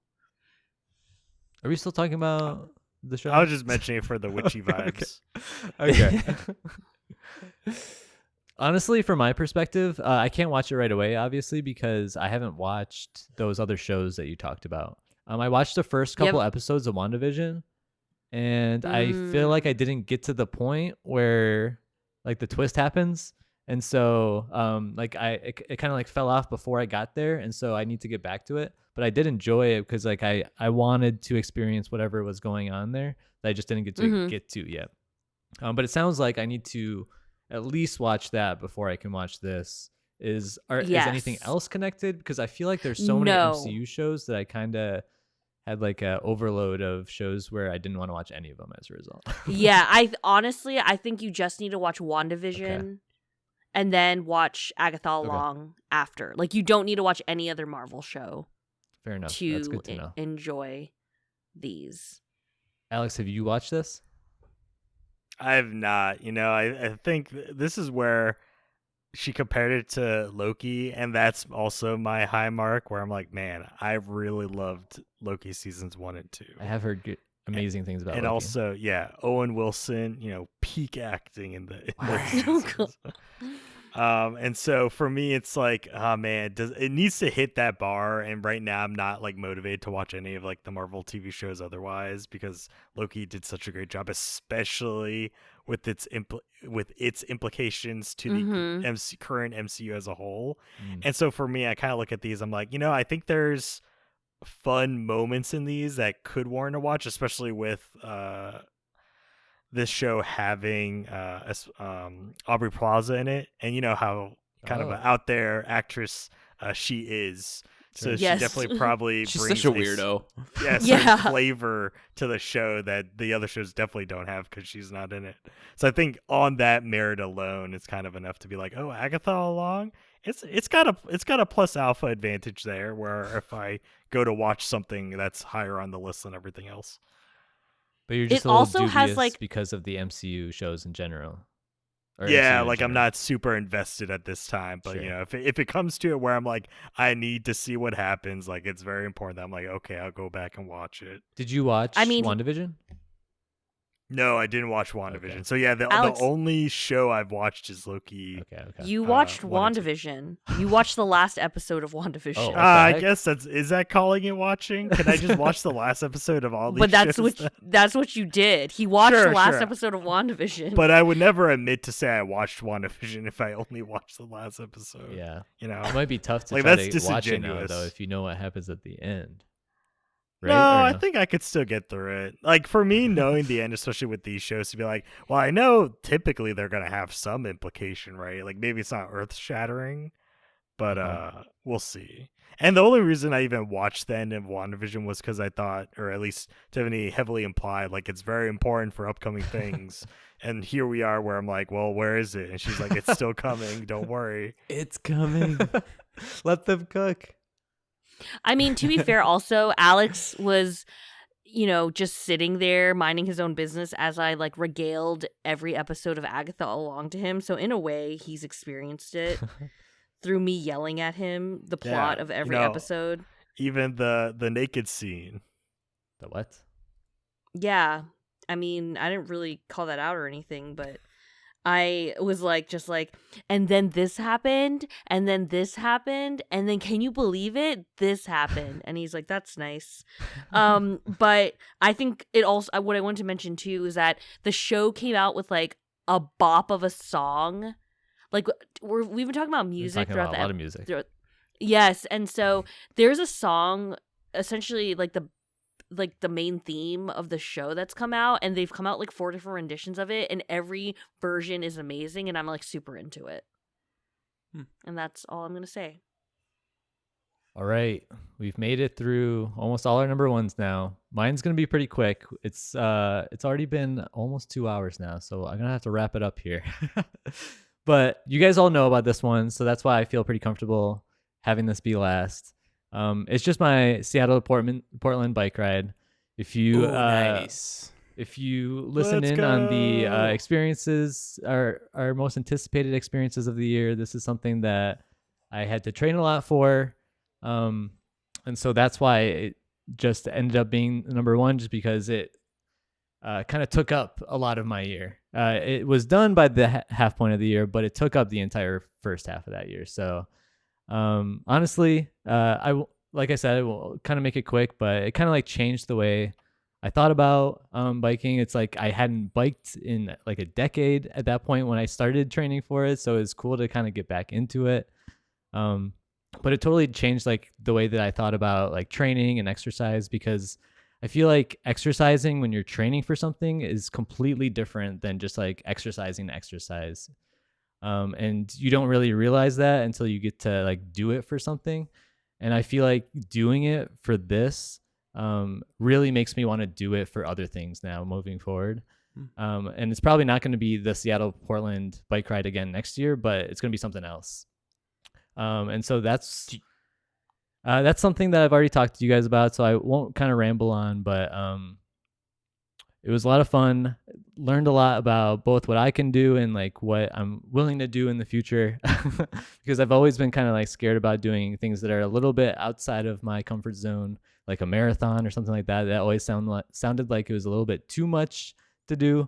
But obviously, if you can like kind of break it down into like bite-sized chunks throughout the year, it's really not that bad.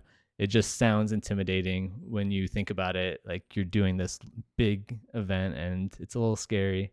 But honestly, if I can do this, then I can definitely do a lot of different things too. So definitely excited to try more things as we kind of go along. But ultimately, that's it. Do you guys have any questions for me? Do you have something in mind as like your next step? Well, next year, yeah, you got me. I've qualified everybody next year. That's it. Yeah, I've graduated. Who's going to stop me? Next year, I'm going to be going to Italy for a wedding. And one of the things that I've heard about a lot of European countries, but also Italy, is that there's a lot of cool bike tours you can do in these countries to like kind of help you explore it in a different way. And I've never even been to Italy, but this seems like a great way to explore Italy for the first time. Perfect. So that's something that I'm planning for right now. There might be other things that I do. Another thing that someone's recommended was the 4-borough event in New York City. So that's something I'm looking into as well, but Italy for sure. And I'm really looking forward to that. Nice. I love it.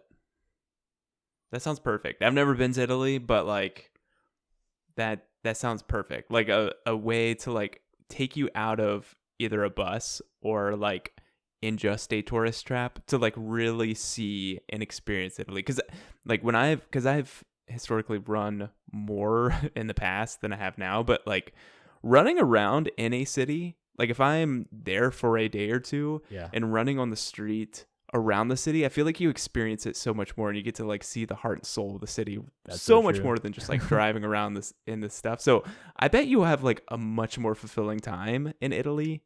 like experiencing in that way. I'm really excited for you to do that. Yeah. I go ahead, Tiffany. No, I was just gonna kind of piggyback off that. So I went to Italy right before the pandemic. I visited in 2019.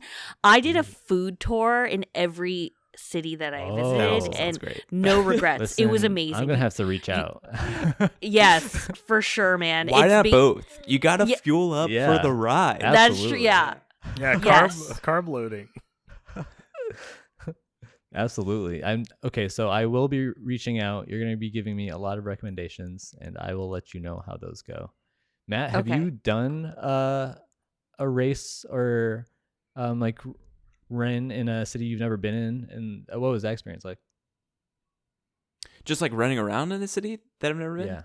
Yeah, actually quite a bit. Like anytime like we would vacation anywhere, like I would just like go stop downtown and run around. Yeah. There's been a couple times where I've run half marathons in cities I've never been to. One of them was in a very beachy town in North Carolina, at the very like southern part of North Carolina, that I did a half marathon with a friend, actually two friends.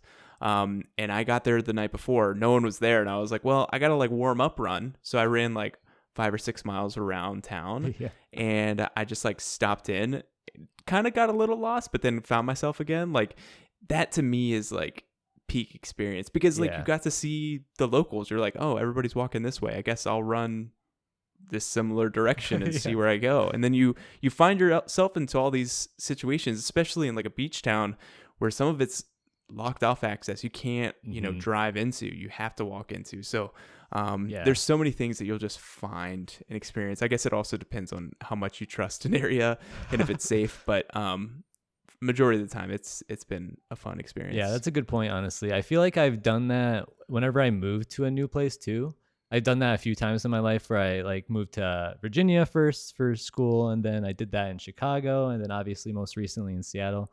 And I do feel like going for a run or a bike ride is the easiest way to like figure your way around a new place that you've never been in, because like driving or Ubering is completely different than actually being on the ground and actually getting to see like the different stores, the different people that you wouldn't notice otherwise, or those different shops that you wouldn't notice otherwise, and those like cool vantage points that you only could know by just being in that general area. So I definitely agree with that.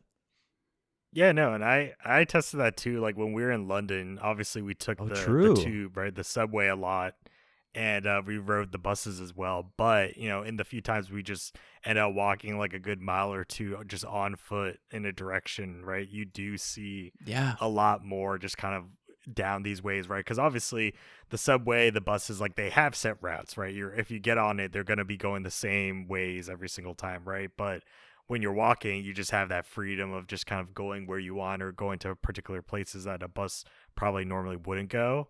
And so, yeah, it did open my eyes to be like, wow, like as much as I've seen a lot of London already, like just by walking this short, like mile and a half down this way, I've seen so much more that I never would have thought. And obviously a lot of it's just ended up being like small businesses and like little townhomes, but at the same time, it's like, this is more of like what this city is, right? It's not just kind of the more commercial districts. It is just like typical like Londoner streets of just people going about their day-to-day business type of thing. And I can imagine, right, that being the same in any kind of bigger or even smaller city you go to, of like there are the main thoroughfare ways, right, of like a broad street or a main street, but then there is a lot of like side streets that people don't frequent as often, but there can be like cool stuff you can find in those places. So true, honestly. So I know we're talking about my final one, but honestly, this is a great point, or a great time to ask about honorable mentions, because I actually don't feel like I heard much about your guys' London trip. And I love that I'm hearing about it now. Is London, or like anything about London, part of your honorable mentions, either Alex or Tiffany? Yeah, I mean, I guess it's about the trip, not like London itself, but I've had a long running desire to go see Stonehenge. Oh, right. Yeah. And this being one of the kind of oldest, I guess, still standing structures, relatively speaking, still standing structures that survive to today, that we know that's more than probably man-made. And so us finally being able to go and like me in particular being able to see it in person, right? Go to the Salisbury Plain, see Stonehenge, kind of walk, not touch the rocks because thanks to the Is that frowned upon? as our tour guide explained it, back in the 70s, there were hippies that ended up defacing the rocks at that time. And so ever since then, the British government has disallowed ruined it for everybody. Yeah, has touching why the we rocks can't ever have nice again. things. Yep. Hippies. So I wasn't able to get that close, but for me, just being able to see Stonehenge itself, right, having heard about it, having just seen like documentaries about it, is something that's really intrigued me, just as a kind of old relic of history that we still don't know the true purpose of. Like there's no definitive answer. And so it's been definitely nice to like see that in person, be like, wow, as much as it feels like it's way out of the way, it's only about an hour and a half drive outside of London, right? At least via the highways. And so it's something where I'm like, yeah, I could feel like if you're local, this really doesn't mean much, but to be able to see it like, right, as a tourist, it is something to say, wow, this is here. This is very old. It's very cold out here because it's in the middle of a bunch of plains, right? There's basically no trees, so that ocean air is just coming straight across. So it was very cold, and a little bit ill prepared. But besides that, it was just great to see. And yeah, I guess London as a whole, but Stonehenge in particular. How about you, Tiffany? Was there anything that made your honorable mention from London in your London trip? So I did get to see the real Rosetta Stone at the British Museum, and that was really cool. I didn't know that it was actually as big as it was. I don't know why I thought it was like the size of like a 22-inch computer screen, but it's freaking huge. And I would have to say, this is my second time in London, and like how big is it? Honestly, it's as big as a I would say it's okay. So is you it know as those tall as like poster your boards wall, that you like need, 10 feet plus?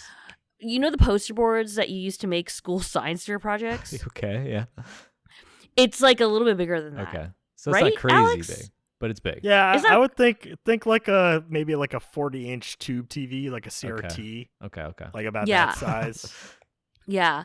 I would say that London honestly feels like one of the cities that you just go all the time, like whenever you want to check it out. I don't know. It's kind of like New York City to me. Like you go when you like want to see a show or like. So did it feel like Canada last year in the sense that like it didn't feel too different than what you experienced before? It was different. Okay, so it's definitely different. Not just like because you're saying it's like New York City. I mean, in the sense of like, oh, I want to go. I mean, honestly, like the distance of which you're flying to London from the East Coast to me is like flying from the East Coast to the West Coast. So like I've gone to California before on like a weekend for like a weekend situation. So I feel like London could almost be that way for some people if you want. I would say Yasser, that on an activity that I did the last time I was there that I didn't do this time is the Harry Potter studio tour. Oh. That is really cool. It's like maybe an hour outside of London, but I was there you could be there for a whole day. It is the coolest. Yes, because it takes all the set pieces, all the costumes. Is it all like the props. castle or like what? No. It's like the sets, like the classroom. They like recreate.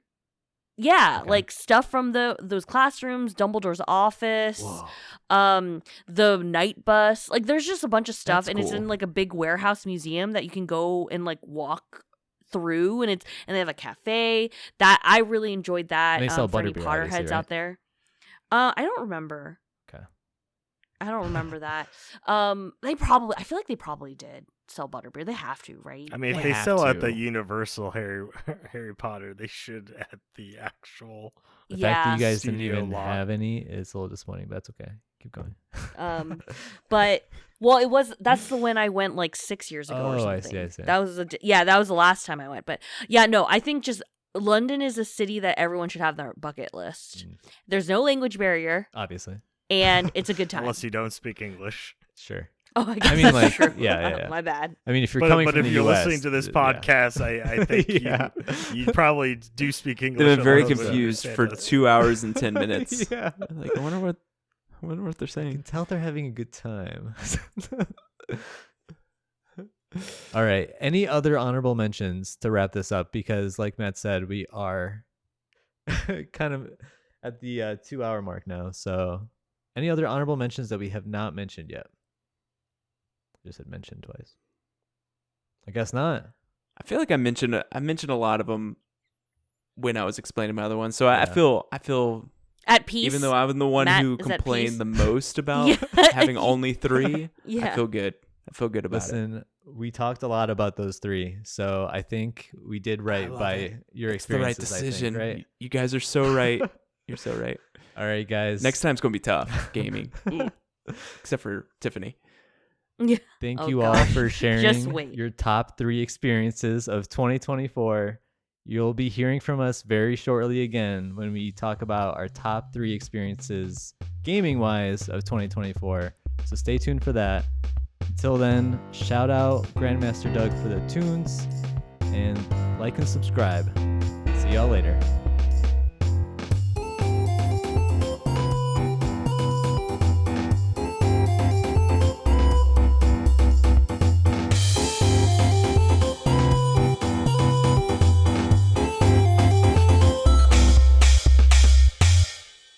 Like I had things going on. Ruined it for everybody.